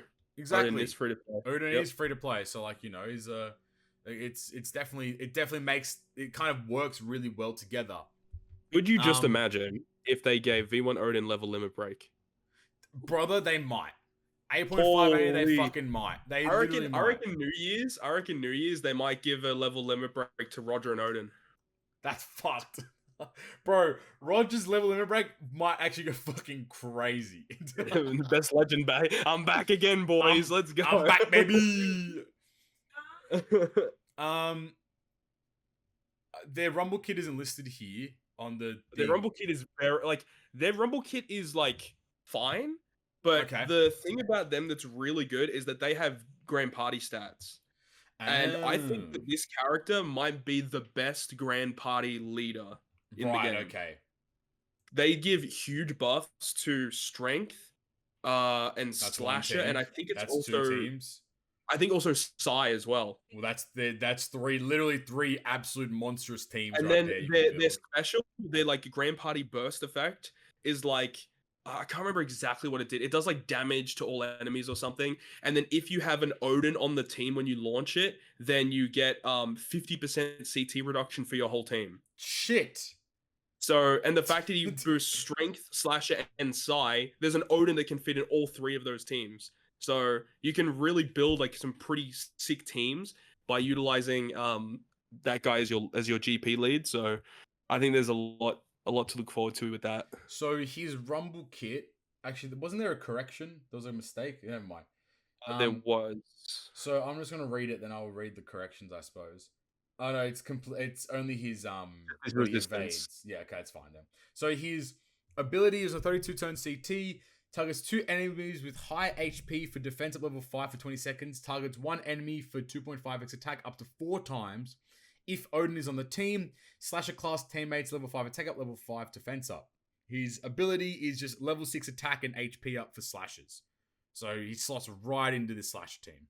Wonder really if if with his special where it says if Odin's on your team, do attack and defense buff to himself. I hope that it does that before the damage. I doubt it, just because the way it's written. I don't think so. The Super Tandem Blackbeard has the same wording, and he also did it in reverse. We'll have to wait. It probably does the if check first. Yeah. Checks that and then goes back and does the special. Because that would make the most sense. Right? And then, like, oh my god, this guy has the potential to do so much damage. Slasher is fucking strong again. I mean, they've always been strong, but like this unit really just makes the buffs them like crazy. And like you were saying, their Grand Party ability and stuff. Like you were saying, strength, slasher, Psy, 3 incredible teams right there. Like that's just outright you have 3 teams that just get absolutely creamed out of control. Pause on that one. The only real issue with his Grand Party stuff is that like the condition, you have to do damage 30 times, which is like that's not bad, but the CT or the GP burst only can occur one time, whereas Yeah, some that's right. some GP bursts happen, you can do them 2 times. Multiple times, yeah. Yeah. Yeah, But that's fair. pretty strong. I mean, the rare recruits Neko, Raizo, Kawamatsu, and Kiku. Same thing as we talked about earlier on in today's episode about Sengoku, where they're guaranteed on multi number 4, which is pretty sick. Correct me if I'm wrong. When with the rare recruits, right? You know, like 2 of them are on each banner. There's all 4 are still pullable, right? Yes, they are. Okay, that's fine. But some of them just have a higher boost, I'm guessing? Yeah, it'll be... Yeah, because it's the same with the Sengoku banner, where they were split on parts 2 and 3. Right. They were still pullable, but yeah, the ones that were the guaranteed ones on those parts had a higher rate. Okay, that's cool then. All right, that's about it for that 8.5 anniversary. I'm excited. I mean, half annies are always really cool. They always introduce something new, which kind of leads us into Grand Party. But before we get into that, scores. Another thing about it as well is like we're so close to New Year's now that it's like it's you have to really think about it. Do I not pull? Well, and the fact it's not a Super Sugo as well, and well, I mean we did just come off Film Red, I guess. Don't pull. You know.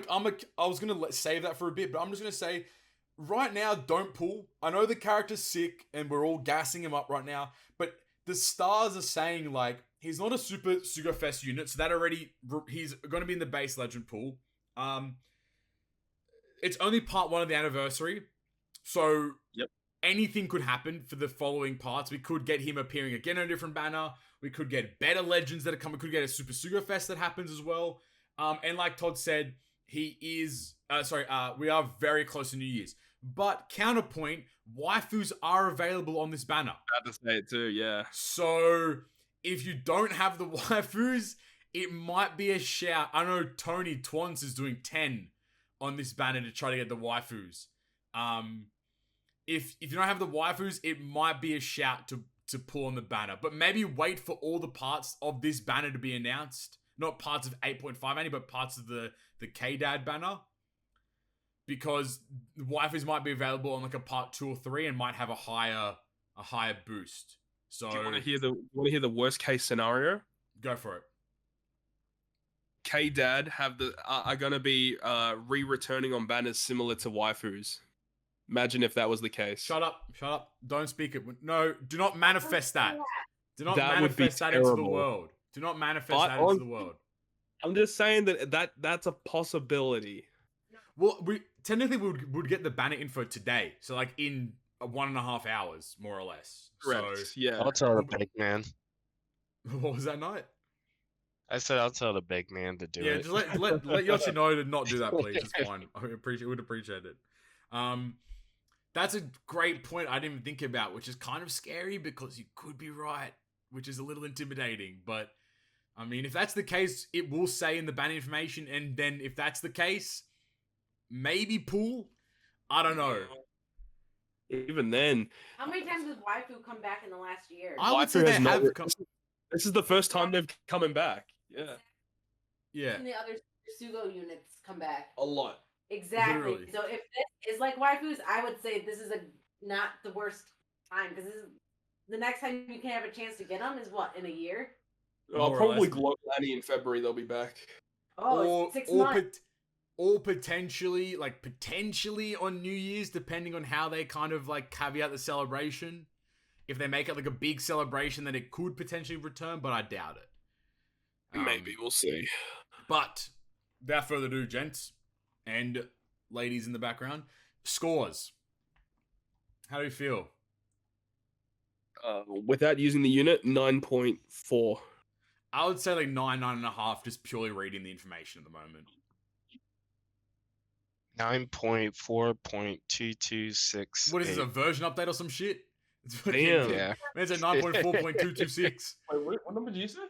It's 12. 12? Yeah. What, 4 for each? God damn. 3 for each character? Do some shit. Yeah, I mean, there's 4 characters in one unit. I mean, come on. Wait, so this character's better than Luffy crew, you reckon? I would say yes, only because That's mad. I only use Luffy crew on Kazuna. Yeah, but you can't use this unit's final tap anywhere if there is no slash damage. Well, yeah, you have to use slashes. One thing I will say, the issue with both Luffy crew and this unit is going to be supports. The units that have the best supports for these characters are the other characters in the unit. That's also a fantastic point. Luffy crew has like a wider array of supports though. Like, Yeah, but that's because Luffy crew, all the Straw Hats have been around for so much longer. Like, I mean, like this guy, K-Dad gets a pretty good array of supports because like they have the other Scabbards, Odins, Hiyori, whatever. Like there's a pretty good array, but yeah, the fact that there's a bit of a clash definitely will hurt for sure. Yeah. There we go. But pretty good. Finally, we are off Legends. Finally, but we are on to probably the biggest point of today's episode, after being almost 2 hours in. Version 12.2 has been announced finally, and that is introducing Grand Party. I don't know how much we want to stick on this topic because there's not a lot of information that's come out, but we have... Shout out to Japan for having a maintenance that was like pretty much 24 hours long. And they also got 15 gens compensation, so screw them. I want 24-hour maintenance. Sure. Grand Party got announced, which is exciting. From what we're aware, the game mode works in the sense that you build 3 teams, each team versus the other team, and then if your goal is to get 2 out of 3 wins.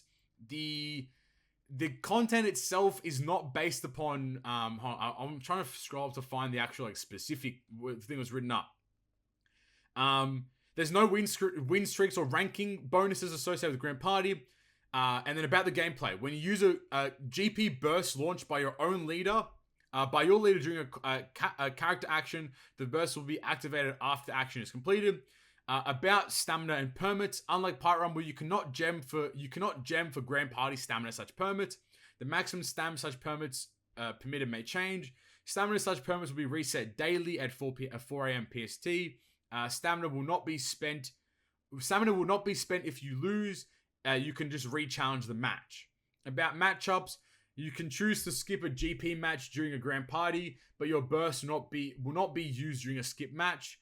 You are limited to a certain number of opponent refreshes, and there will be a new character sorting for GP stats. GP matches are not considered the same as Pirate Rumble matches, therefore, Chommer missions that specify Pirate Rumble matches will require you to do Pirate Rumble matches, not Grand Party matches.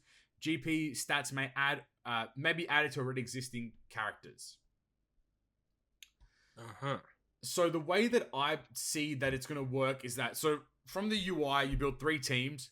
You have a leader that gives a leader buff to all 3 teams, and you have a burst which I believe is used. It buffs all 3 teams as well. Yeah. So the way the bursts work is that they carry over each fight that you have. So you can trigger like the activation requirement for the GP burst on like battle 1, and you can just save it to the last battle if you want. So I like that. And yeah, it's up to your discretion as to when you launch it. So it is a little bit more interactive than regular Pirate Rumble. You actually have to pay attention to see what's going on. I'm interested because I didn't read this before, but it says you can choose to skip a Grand Party match during Grand Party, but your burst will not be used during a skip match. Does that mean that you could just run in and hit skip and then it kind of calculates the outcome already? Yeah. That's pretty sick then. Yeah, so if it's a really easy match and like, oh yeah, I've got this, or you're like, oh yeah. shit, I'm going to get smashed, you can just insta skip it. So I like that.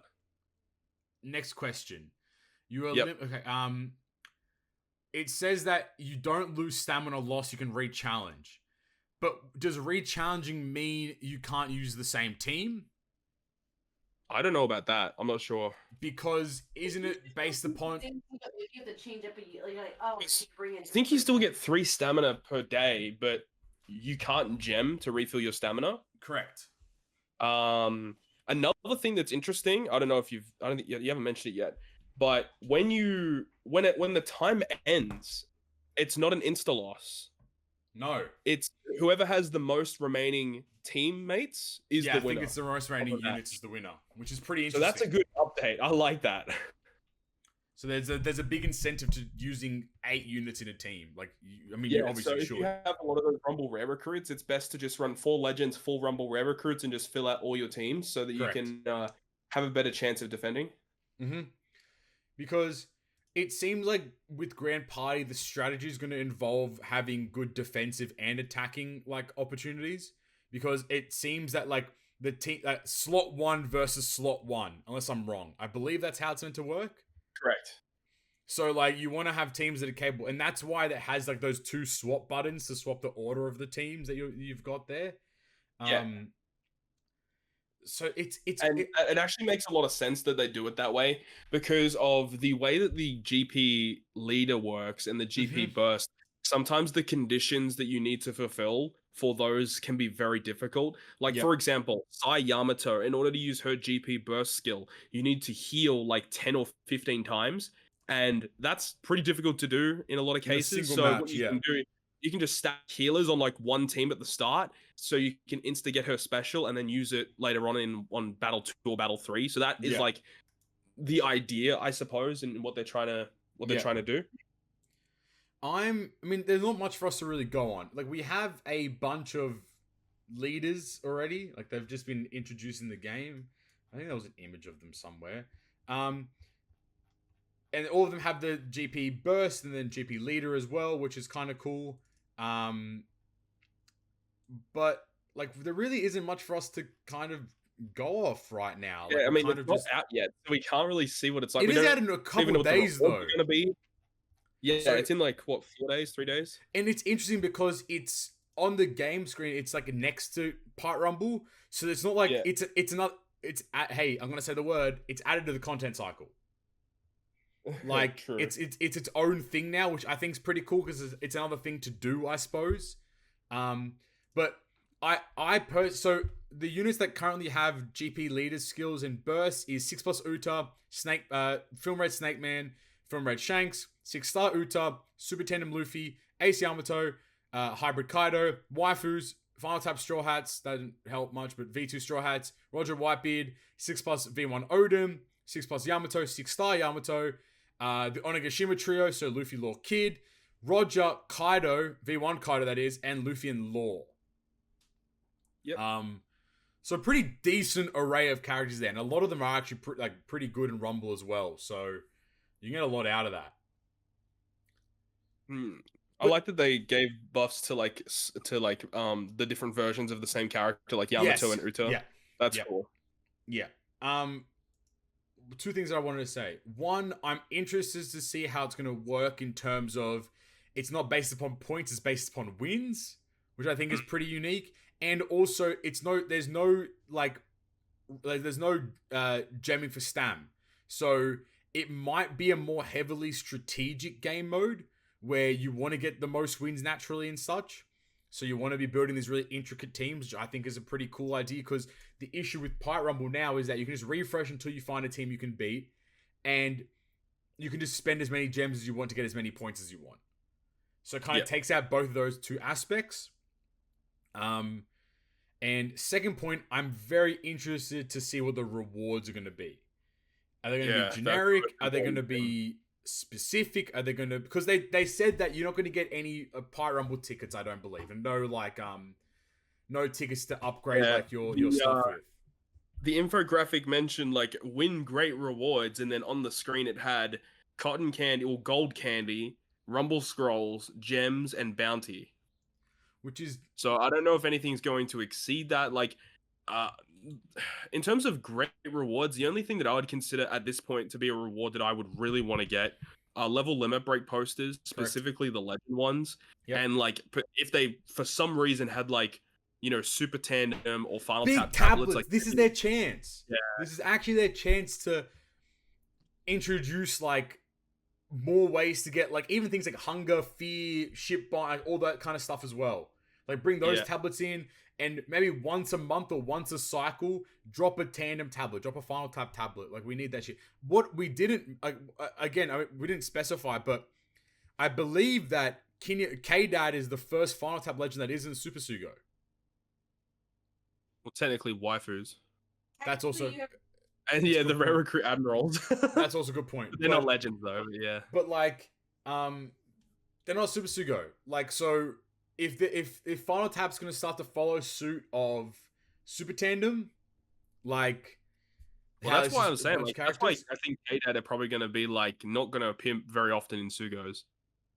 Yeah, that's a good point, because their Final Tap would go off because you could just farm, you could just like pull for copies and send it. Yeah, we'll see. We'll see how it goes. I hope that there are not a lot in Grand Party. Naturally, in the preceding episodes, I think episode 81 will be our next Treasure Cruise ep. We'll have played Grand Party for at least a month now. At that point, yeah. So we'll have a way better idea. Like, I have to wait and see because, like, I wonder how long it's going to be active for. Because I mean, obviously, it's not active right now. So is it going to be like forever, active for a week or for a month period or forever? I mean, we'll have to wait and see. It would be cool if it was just a thing else, right? Because that see like rankings, maybe, right? How maybe that work? I don't know. Maybe I don't know how it works. Maybe it's like bounty style rankings where it just refreshes once a month, and just your wins just keep accumulating, but it just refreshes once a month or whatever, or something like that. I don't know. We'll have to wait and see. But I mean, it comes out in 4 days, so we'll all play it, and then we'll go from there. But that is the new 8.5 thing, I suppose, the new game mode that'll be out and about. So look forward to that.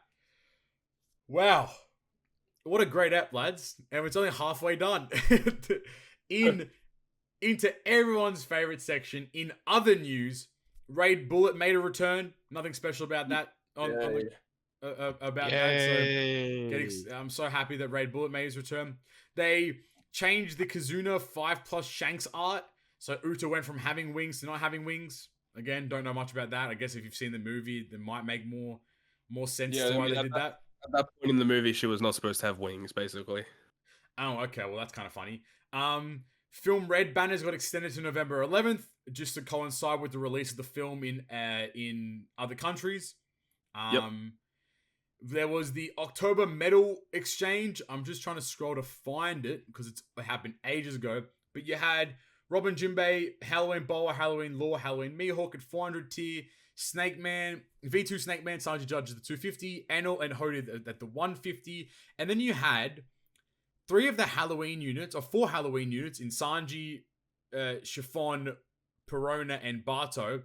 You had rare recruits, which was really interesting. They titled them as like useful, quote unquote, useful rare recruits or useful characters. Who are they? Let's battle. Who? What is rare it? Recruit. Like who? Aren't they the Halloween ones? No, they're like Lafitte and Whitey Bay and Lafitte, Whitey Bay. Yeah, Lafitte, Whitey Bay, Saikobi, Daruma. Who's that? Niji, Ichiji, and what's his name? Hyozo or some shit? Like some random ass rare recruits. Just get ready for the content that they're going to be useful in. Yeah, I'm waiting for it. Yeah, still. And I believe they also added kimono Ichiban Kuji units. So Boa, Mihawk, and Croc. Yeah, that's a good batch that they added. I like that they're keeping these here and adding more of them. So that means what's the next one? Is it the Rebecca and Vivi one next? Yes, I believe so. So dude, I need both or of those. Is it Rebecca Vivi or is it the Koala and Sabo? I think it's Rebecca Vivi. Rebecca Vivi, then Koala Sabo after that. And then it goes to like the Luffy and Nami, I believe, right? No, there was the Ace and Marco there was the Ace and Marco detective ones. And then it was... Yeah. What I'm interested to see is that will these, like the just the regular jabroni rare recruits, are they going to stick around for next month's batch, or next month's medal, or are they just going to disappear? If you look at the medal exchange, if you look, are they in that same tier? Yeah, the rare recruits are at the same tier as where the World Journey units are, and there's no like remaining time left on it. So is this a sign that they're finally gonna like remove rare recruits from the pool and just make them available in here? Because that could be fucking sick if they do that. But that was the medal exchange there. Update on the 6+ Uta. Everyone that has pulled a copy of Uta will be receiving a free copy of Uta. So that's been confirmed. I'll be able to get mine rainbowed. Jeez, this fucking fatty ass whale. There was a Super Pirate Rumble title there is Super Pirate Rumble title. I think this is the first time they've done a title for Super Pirate Rumble. It's kind of neat, I suppose. Raid Jinbei was added to the Recollection Archive. There is a new TM silhouette, which kind of is being guessed to be Big Mom, so that could coincide with 8.5 Annie, potentially. In terms of the 12.2 update, there was the rookie packs and the pirate level packs made a return. Keep in mind, pirate level packs are only around for 48 hours to be purchased, but they do return once a month. So keep that in mind. They return. Yeah, they return if you don't buy them, that is. Oh, that's pretty good then. So they expire after 48 hours, and you have to wait a month from when they expire to... They'll offer them again, I believe. That's what I've been told by like 100 different people. So fingers crossed they're right.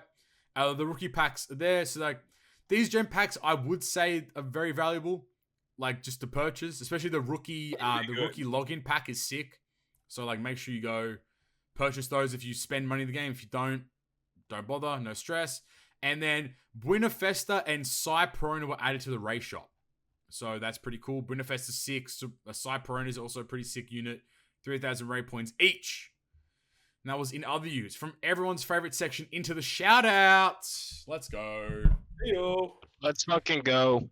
As per usual, thank you guys for your continued support. It is greatly appreciated. We do really appreciate you guys, financially supporting us. And if you haven't done so yet, make sure you go down there and subscribe. You guys are still unsubscribing. I don't fucking get it. But, I mean, to each their own, I suppose. So make sure you go down there and subscribe. It helps out a great deal. Like the video, comment on the video. And if you want to go over to that other part there that says join, you can become a GGP member, producer, or all that kind of fun stuff. Starting off with our good members of Rioan, Stump, Red Halo, Dr. Erection, and Wankerfella. Our great members of CS Wins, Void Seeker, and My Drunken Monkey. Our perfect member of Brian Keeson McDermott, and our three big boys, our three producers of The Lord Shiro, Alex Wisniewski, and Portuguese Sosa. Thank you guys so much for your continued support. We do greatly appreciate it.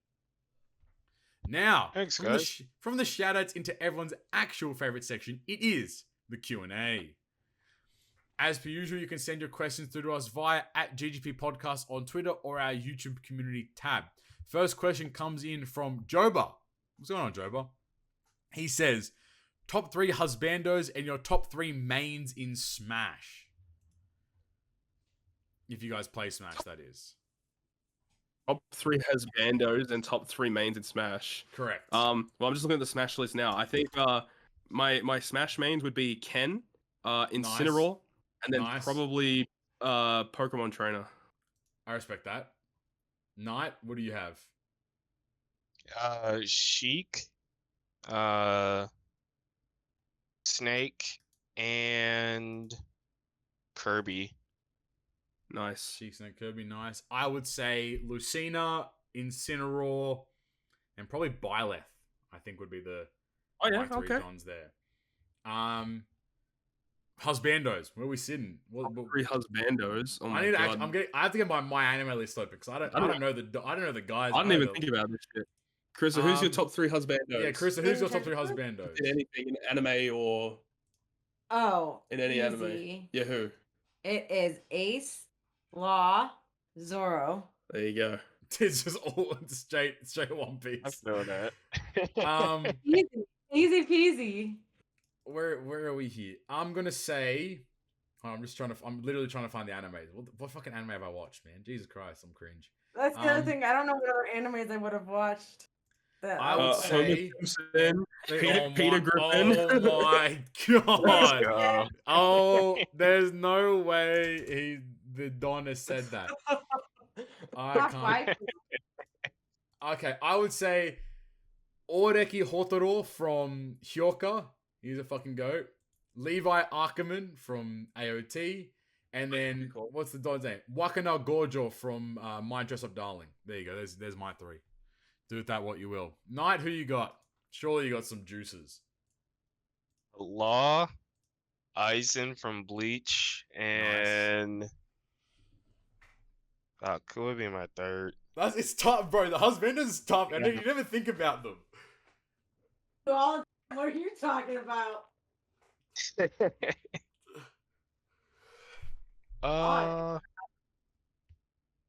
Who you got? One more. Give you another juicer. Sasuke. Sasuke. I That's fucking hate Sasuke. all right. I'll do Sasuke. Itachi. It's Itachi. He's sick as fuck. All right. Next question from Liam LJ Heppard. He asks, "When are we getting an episode featuring Kruby? Sometime in the future." Next question from Car Zero _. They ask, "What are your main motivations to still play OPTC?" Yeah, Todd. Other than your job, what's your main motivation to still play OPTC? I still enjoy One Piece, so I like playing around. Like, and this is like the best One Piece game, I guess. Still, so yep, it is what it is, really. I would say, like, I just enjoy, like, first of all, podcasts. That's a massive motivation for me. Yeah, the community aspect is. Yeah, I would say, like, the amount of the people that I've met, like friends and stuff like that, that like we all talk about it on a daily basis and, you know, play the game. Like, that's always a fun part. And also just like, it's still a good game. Like, as much as we shit on it, it's still a good game. You just have to find a balance in how you play. Like, for me, I don't pull in banners all the time. I don't grind heavy like ever. And I find that to be the most relaxing, enjoyable way for me to play. And that's why I can keep playing it. But I think some people would kind of go off on the deep ends on either side and just find it hard to enjoy it. Yeah, I get you. Knight, what's your motivation to keep playing? To be here with you guys. Oh, how sweet. Next question. Oh god, I just saw who it's from. From @Portuguese _Sosa. Here we go. He asks, "How's everyone? Been a bit sick the past few days, but on a lighter note, do you guys really believe Princess Peach is sleeping around with Bowser? It makes no sense. She keeps getting kidnapped so many times." Yeah, I agree with this conspiracy. I believe it. As a female, I will say there's no reason that she keeps getting. That's the only reason. It's a cover up. That's why. She's obviously enjoying herself. It's just too much of a pussy to admit it. It's just she's just covering it up. Oh no, yeah. I'm being kidnapped. Oh dear. Every woman loves the bad boy. Let's be real. Well, I'm bad at everything, so that works out. Mario is such a Chad that he still gets it back every single time. Mario ain't Mario ain't pipe. On God, he ain't pipe. He going down pipes, but he ain't piping Princess Peach. That's on God. There's no shot. Not very well, at least. Luigi piping days. That's on God. On fucking God, he doing it. But ain't no way Mario piping. Mario too busy cleaning pipes and actually cleaning pipes, if you know what I'm saying. Anyway, next question. Next question from Kataki Bonji. They ask, "First of all, how you guys doing? Hope you're having a positive day. Thanks for giving me an enjoyable time watching your podcast. What do you think the next new thing or mechanic or something will be in the next anniversary? I'm thinking of a Haki potential ability slot like Final Tap or Super Tandem." No more new things. No more new things. I'm done. I mean, not a new potential ability, like a new mechanic or a new. If it was like Haki was a mechanic, but it wasn't like a potential ability, that'd be sick as fuck. I think we've talked about it in the past, 8 years ago, but yeah. We've been saying for the longest time we wanted a Haki thing in the game. So how would you implement that? I don't know. We had ideas like a year or two ago. I don't remember how we did it. I don't know. Like, maybe, like, certain Haki would let you just do certain things. So a character might have, like, armament Haki, and that might maybe do, like, give you more damage reduction or HP or blah, blah, blah. Or, like, if they have Foresight Haki, or, like, you know, then maybe you can spy into the next turn, or, like, you can... coming.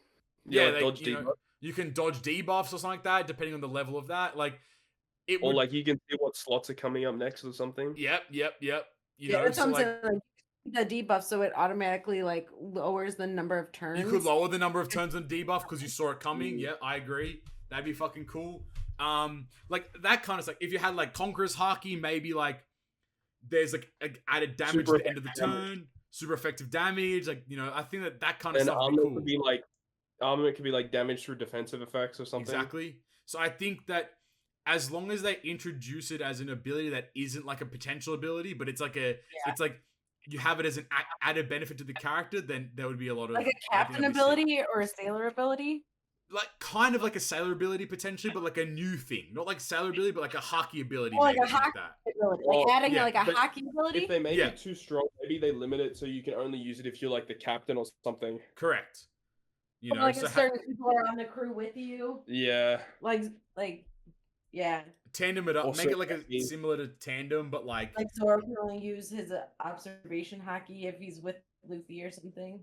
Yeah, like that kind of stuff would be cool. As long as there's not another potential ability that we have to get tablets for, then I'm fine. Please no more of that shit. But that'd be cool. Super tablets. Oh, okay, shut up. I'll introduce a new item that you have to level up a new ability. Love that. All right, next question from @obsidian_steed_. He asks, do you all think that with the release of Red Shanks and Snake Man, they kind of tainted the Super Sugo pool? What both of them do seems they should be more of a regular batch than Super Sugo. Both captains don't resist something. Shanks' Super Tandem is underwhelming, and Snake Man is just unga bunga damage with nothing else going for it. We talked about this previously. The reason why these characters are listed as Super Sugos is because they do something that no one else can do. Yeah. True. Correct. No one else can change the type of the enemy. And no one uses his special as often as what Snake Man's able to do. True. Yeah, exactly. So like I think Super Sugo units in theory should always have some sort of unique-esque mechanic associated to them. Maybe not an entire new mechanic, but some sort of new combination of things. That's what makes it like the best kind of stuff. So that's kind of why you would argue that they are Super Tandems. They are Super Sugo Fest. Yep. All right. Next question. Hunter X Hanzo. They ask, what is one anime you are tired of seeing on the internet? For me, it's DBZ. Because of the new plot is repetitive. Characters are copies of old ones with different color palettes, and there are no stakes. Nobody can actually pass away. It's such a shit show, and fans are blind to any other. Damn, man, really calling out DBZ like that. Hate Dragon Ball. I hate Dragon Ball. What am I tired of seeing right now? I am tired of seeing this fucking cyberpunk shit. Fuck that. Get it off my screen. Chris and I watched that recently. Good. Like, I thought it was just okay. Interesting. I still understood what was going on. Yeah, I wasn't super into it. It was okay, though. I don't know. What anime do I see a lot on Twitter? I see a lot of Chainsaw Man, but I actually dig Chainsaw Man. Yeah, that's like, fair. The Bleach, I'm not even a big fan of Bleach, but the new Bleach is pretty dope, to be honest. I would say fuck off Demon Slayer still. I'm still seeing Demon Slayer shit. Fuck off. You're still seeing Demon Slayer shit? Swear down. I don't know why Twitter's throwing me some fucking weird ass anime accounts, but I think I probably mute about 10 anime accounts a day at this point because I'm just like, fuck. I don't care about your shithouse opinions of like, on guard, my bros. I'm like, bro, you're probably like a 16-year-old kid behind the computer. Don't be talking about like for real. Like, come on, man. And that deep, brother. So I don't know. I just Demon Slayer can fuck off, and right now I'm seeing way too much of this cyberpunk shit, and I'm just like, I don't care enough to indulge. So get off my screen. What are you guys? What anime are we binking out of there? Maybe Naruto. Nice. There is still a lot. I like Naruto though, or maybe just Boruto. No, just Boruto. Yeah, that's fair. Guess, yeah. That's fair. All right, there we go. Next question from Wankerfella. Love that. What? Trick or treat ghouls. It's that time of year to dress up, feast on candy till you feel gross, and watch horror movies. Growing up, I always hated figuring out what to dress up as each Halloween, so that's why I gave my son a name which made it simple for him. Maverick Obi-Wan. No cap. What the fuck? There is literally named him Obi-Wan. There is no shot your son is named Maverick Obi-Wan. I need to see a birth certificate. I need to see something. There is no shot your son is called if he is, fucking more power, but there's no way. You allowed that to happen? God tier. Actually, I saw he is a keeper. I saw a Reddit post the other day. It was cooked. It was this dude saying that, so they live in Germany, and he said that his wife wanted to name their child Adolf. No. What? No. Oh, no. No cap. It's like I don't know what to do. I really don't want this to happen. No. This dude No. was stressed. Maverick How Obi-Wan. mind fucked do you have to be to call your child Adolf in Germany, nonetheless? That kid's gonna get fucked over, like, hardcore. Exactly. Like, that's rough. So stupid. Maverick Obi-Wan, though, that's a baller ass name. He can always dress up as a Jedi or a fighter pilot. What are you dressing up as this year? Since I'm trick-or-treating with my son this year, it got me thinking, should I take him to the peasant neighborhood where the houses are closer together, but give the snack-sized candy bars, or go to the rich neighborhoods where all the houses are much further apart, they'll give out the full-size candy bars? What do you guys think? And lastly, growing up, Snack size candy bars.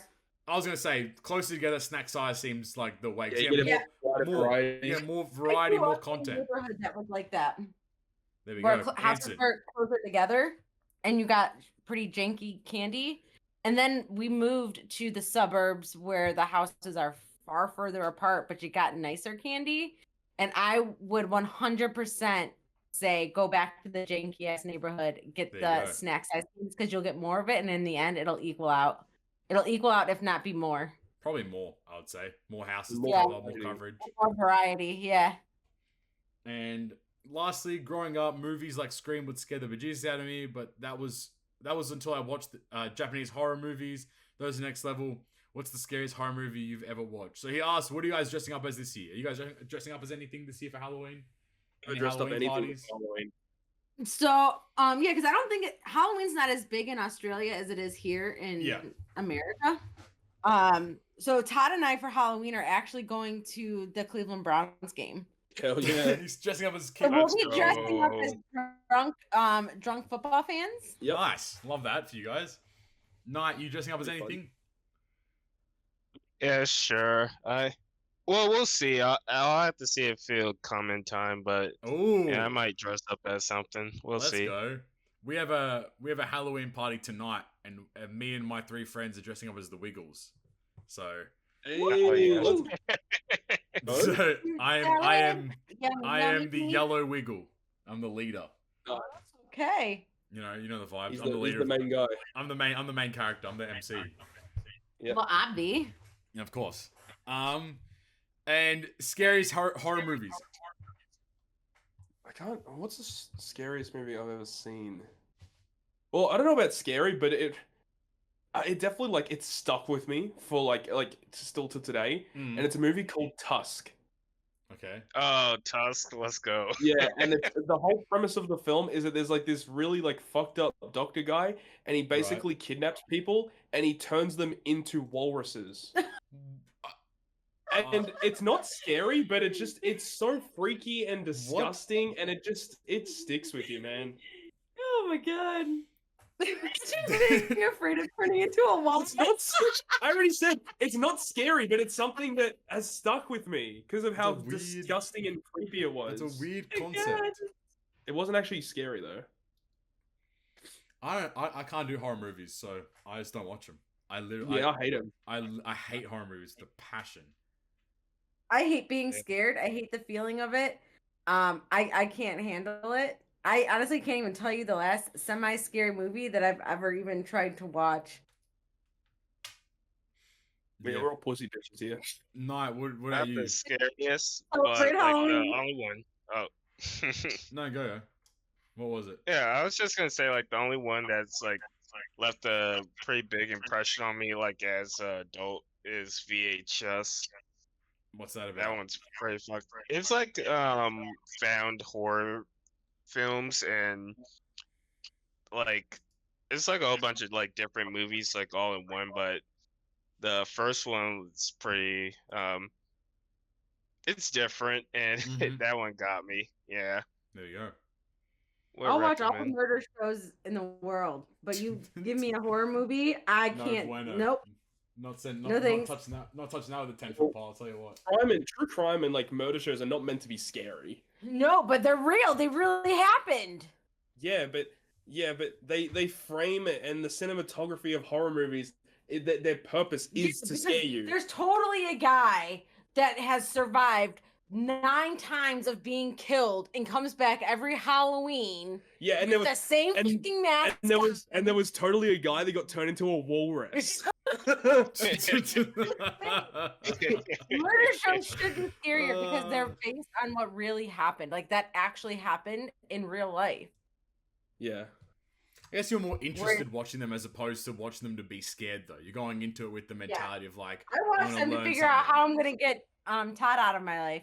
Oh wow, okay. Hey, Let's fucking go. Happy Halloween, man. yo! There we go. Next question from Colo. I always pronounce this guy's name wrong. Walrus. What One Piece character would you want to be for Halloween? That's a weird question. If you could dress up as One Piece character, what would you want to dress that's up what as? I'm kind of taking it as. What One Piece character would you dress up? My Oh. friend did a fucking Shanks cosplay, like Halloween. It was actually fucking That's sick. cool. It was full sick. But I don't know who I'd be. Man, I don't know. Fucking maybe Don Chinjao or some shit. I'll fucking pull up as Don Chinjao. I'd fit the bill really well. Blackbeard. Yeah, that Why? you know what? Ew, That would Blackbeard. Yeah. I actually would fit Blackbeard. Hairy ass man, thick beard, hairy fucking. I reckon you're a really good Blackbeard. I'd Yeah. bank. I reckon I'd bink out a very good Blackbeard, to be honest. Yeah, for sure. Oh no, Frankie, obviously. Ow! This is not fucking. No, I'll be Whitebeard. There you go. Yeah, Frankie. Ow! Super Macasero. What are you dressing up as, Knight? I'll do Kuzan like the OG one. Oh, hell Ooh. yeah. That'd be sick. Cause not in the drip. Love that. I thought you were gonna say Law for sure. Yeah, that's a good point. That's way too obvious. Yeah, that's also Yeah. a good point. Yeah. Next question from Ray G Boner. Why is everyone why are all your names weird, man? Everyone's name is so AO, bro. Love the podcast, y'all. My question here: fuck, marry, kill Ivankov, Dellinger, Okiku. Here's my other question: who has the best gacha luck overall amongst the group? Like, who has gone the luckiest over the last year? So, fuck, marry, kill Ivankov, Dellinger, Okiku. Dellinger's getting killed. Yeah, facts. That's on Yeah. God. Marrying Kiku. Yeah, I think so. I think I think I think I'm the same boat. That's the only one that makes sense, honestly. Yeah, there you go. Love Okay. that for us. Yeah. It's the easiest pick. The luckiest gacha luck overall. Have you seen Todd's polls? Yeah, but have you also seen Todd's pools where he fucking gets Correct, destroyed? Yeah, you take the good with the bad. Exactly. If this was like, because he said over the past year, if you go back to when Knight was playing, his ticket luck was kind of Nah, crazy. I would say, like, if we're talking about like luck, I would say in the whole conception of the entire podcast, I would say Knight. Knight was the Yeah, ticket Knight was king pretty- for a reason. Like, you know, man, how many new Him legends and did you pull off tickets again? It was a lot. I think it was like between like 15 and 20. That's fucked. That's so fucked. That's so That was sick. back with the time where like the only tickets you got for free was from like Treasure Map, pretty much. Yeah, it turns around And, like, Blitz off of it. battles. Like, Yeah. so it was very rare to get these red tickets in the past. So, like, you getting a new legend off a red ticket was fucking crazy. So, getting 15 to 20 is nutty. There you go. I believe.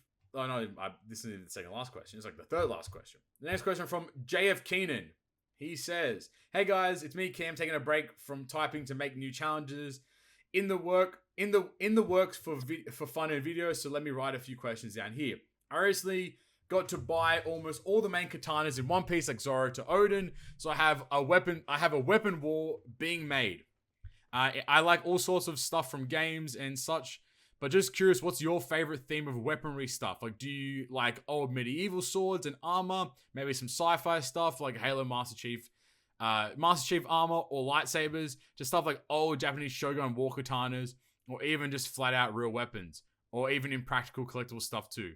So favorite kinds of video game, anime, whatever-esque weaponry. I've never ever planned to collect weaponry at any point, but I do like the whole sword stuff. That I think is pretty bad. I got given Enma for my That's like from as a gift. So I Oh, was nice. like, I was like, oh, maybe I'll like buy the other 2 ones and then just like have like the 3 of them stacked up nicely. But otherwise, I'm the same. I never really like planned on like purchasing anything of the sort. As an American, I like guns. Okay. Okay. Demonetized. Hell yeah, brother. What about you, Knight? Do you collect anything? Not yet. I kind of want to get. So there's like this website like called, I think it's like called Kia Saber or something like that, and they have like a whole bunch of cool lightsabers and shit, like a whole bunch of like custom ones. So I want to get like a bunch of stuff from there. Sweet. And I'm also kind of interested in like getting like some of the bleach Zanpakuto toes, but we'll see if I'll actually do that in like Lost Sword. Really cool. Those are pretty cool. Yeah. There you go. Next part of his question. On that collection of items, what is one fictional item you would love to have as like a replica? For me, I would want a life-size portal gun. It can be from any book, movie, or game. Just what's something that you'd love to have. So some sort of fictional item that you'd love to have in real life. A fictional item in real life? I mean, a Nimbus 2000. That'd be sick. That would be pretty sick. That'd be pretty sick. His suggestion of a real life portal gun, that's actually like busted. That'd be so sick. If it actually was to be working like if the item actually worked IRL, it would be a wand. Apart. Like, zoop, oh, like a Harry Potter one. It would be an actual wand. Right. You know, I want a gun. a gun. Give me a gun. Just a regular. What about like a hoverboard? That'd be cool. Oh yeah, that'd be sick. Well, with a wand, you can actually summon a hoverboard. Oh, are you doing this? Are you? I'm just saying. Well, give me a genie and a lantern, and I'll just wish for more wishes. There's no stress, right? Well, actually, the Nimbus 2000 is there's always a loophole with a genie. With a wand. Use the genie to summon a wand? Yeah, there you go. Caught that one in your butt. You have to be careful because with a genie, there's always a downside. There's always a loophole because they all. Have you ever watched I Dream of Jeannie? That girl was a baddie. I'm kind of in. I Dream of Jeannie. Yes, I've watched I Dream of Jeannie. Of course, she's a baddie. You know what I'm saying? So I'm in. You know what I'm saying? So there you go. We're all gonna get a. Would be pretty sick too. Yeah, I would slice Knight's head off so he stops me on the podcast. Hey, why? Hey, why me? Whoa! Because that escalated quickly. I'm on smoke today. Fuck you. This fucking time. No, I guess, like, do you know what? If I had to pick something random, I'll probably say a hoverboard. That'd be fucking cool. Just like zooping around, it'd be sick as fuck. No more, don't have to pay for parking no more. Oh, the dream. Get everywhere super quick, super efficiently. Love that. All right, next part, I think. Alternatively, is there some sort of item in a game or movie you really wish didn't exist or downright hate, like with an automatic sniper rifle, automatic snipers in CS:GO, or an SPK fire in Ultimate? We're just gonna skip that part. No. You know what doesn't need to exist? Here we go. It's freaking Legend Kuma. Oh my god! I mean, booty. No, fuck it. Man's on smoke. The man is on smoke. And Legend Garp while you're at it. Yeah, fucking all the PvP legends, fucking send them around. All the PvP legends except for Smoothie, because she's actually good. And she's kind of bad, so hold on. Oh no, Kizara's pretty good too. Okay, except for Todd, as he's taken, which One Piece girl would you want to spend a night with? I know I'd let the new Hina buy me up for 10 turns. What the fuck? Todd's taken. He can't get Haha, you can't answer. Haha, you can't answer. Loser. No, I think Bo would be a bitch. Give me Robin. Give me Robin. Robin, yes, read some books. Let's get some knowledge, if you know what I'm saying. Get some dome. Put her hands in the right places. That's what I'm saying. And she got extra hands with that too. Yes, sir. Yes, sir. All right, there you go. Robin it is. On a less AO note, thanks guys for the continued support on here. on my channel stuff. I talked about it with my man's puppy, and along with the Nuzlocke series, I'm working on making a sort of weekly challenge for the community to do and post it on YouTube and Twitter. More for pre-built teams with units, and see if people can figure out how to use those units to clear content, sort of like the Sugo Trials, but with more hard content. Mainly right now, seeing if I can make a sort of Halloween theme thing before October is over, as well as get anyone who beats it to share it and credit them with a shout out as blah blah blah. Basically, like, that idea came from, like, he kind of messaged me and was like, what do you think about this? And I said it'd be cool if, like, you did a thing where you just, like, took a screenshot, of, like, a team and said what content it is, and people have to rebuild the team and, like, try to beat it with that team. So we kind of, like, bring back that puzzle aspect of things. I'll just keep playing. Alrighty, enjoy the rest of your spooky month, broskies. Cam and or formerly known as JF Keenan will wait to hear back from you guys. No worries. Thank you, JF Keenan or Cam. The penultimate question. Next question from Tyler Fisher. They ask, why did my dad leave me? Well, I'm sorry, son. Your dad is here. But your dad left you because you're a bum-ass kid. Fuck ya. That's not very nice. You're a terrible son. But he probably deserved it. You're a horrible son. Clearly, that's why your dad left. So, fucking get your head down and start grinding. It's fucking grind season. You know what I'm saying? That's why he left. Yep. You weren't top G enough. You weren't top G enough. Go join Hustlers University. You know what I'm saying? It's fucking time. Get your money up. Then dad might come back. Yeah, don't actually do that. Please don't. And last but not least, the final question from Cody, aka CS Wins. Hey guys, thanks as always for the work that you do. Unfortunately, I don't really have any questions this week. It's more of a Cody and Canada info dump, so apologies to the captain for making him read all this out. Brother, I probably said fucking 30,000 fucking words today. At the time when I walked away from OPTC, I teased a number of reasons why I was getting tired of the game. No need to rehash the content cycle, burnout, etc. But the one reason that I hadn't brought up directly was life. I'd often find myself glued to my phone when I could be spending time with my wife, family, or friends. This certainly caused some strain that long-term would have led to more problems. That was definitely my biggest reason for stepping away, as well as partly because of another reason.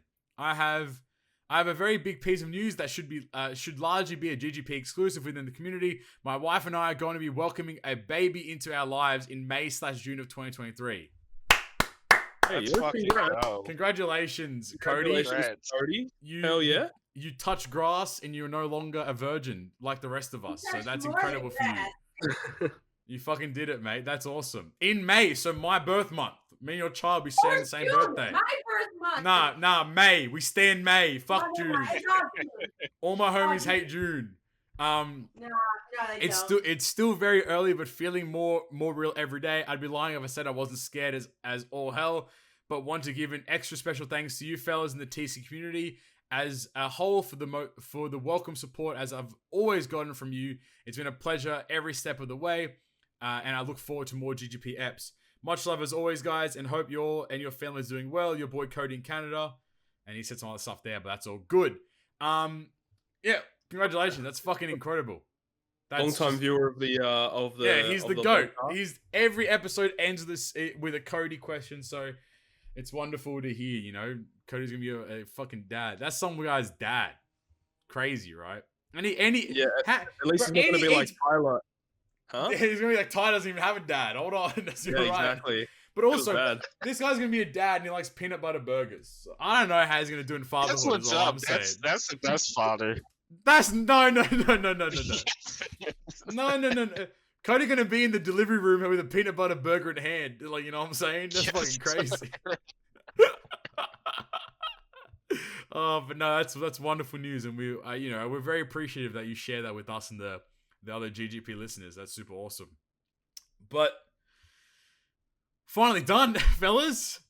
Thank Christ for that one there. We are done with today's episode. Special shout out to Carissa, even though this doesn't count as a guest ep because fuck it, we bull. She joined us today, so thank you for all your insights, Carissa. We appreciate it. Usual suspects. I hope Flame's having a nice sleep wherever he is right now. That's what I'm about to freaking go do right now, to be honest. Same as probably the two of you after today's episode. Lots of content happened. I think that I still do enjoy the fact that it's once a month for Treasure Cruise because it means we have a lot of things to talk about. I think so. We're just going to keep following suit. With that being said, if you enjoyed today's episode, make sure you go down there, hit the like button, hit the subscribe button. If you want to join, become a GGP member, you can go do that. It's financial commitment, plenty of different tiers to do so at that. But if you're in the description down there, make sure you go check out the Linktree link that is linktr.ee/GoodGreatPerfect. You can find all of our social media platforms, that being Twitter at GGP Podcast. You can find us on anchor.fm/GoodGreatPerfect. You can find us on Spotify, Apple Podcasts, and Google Podcasts as well. If you enjoy us as hosts, you can keep scrolling down the description there and go to all of our social media links. That's at Captain Papi, at NightmareJP, at Toski, and at Villanueva. I always say it wrong, but I think that's how you pronounce it. Or basically Flame uses old account, or new account. It's basically just Flame V2. Yeah, Flame V2 pretty much. Yeah. I think that's about it. Fantastic. We will be coming back for episode 80, which will be a massive milestone. But the next Treasure Cruise episode will be 81, which means we'll be in the thick of 8.5 anniversary. And we'll have a bunch of grand party knowledge to come back and talk to you guys about. Indeed. So with that being said, I've been Captain Papi, Knight, Todd, and Carissa, I should say as well. Thank you guys for thank you guys for being here. Thank you guys for everything. And we'll talk to you guys next time. Peace. Goodbye. Bye.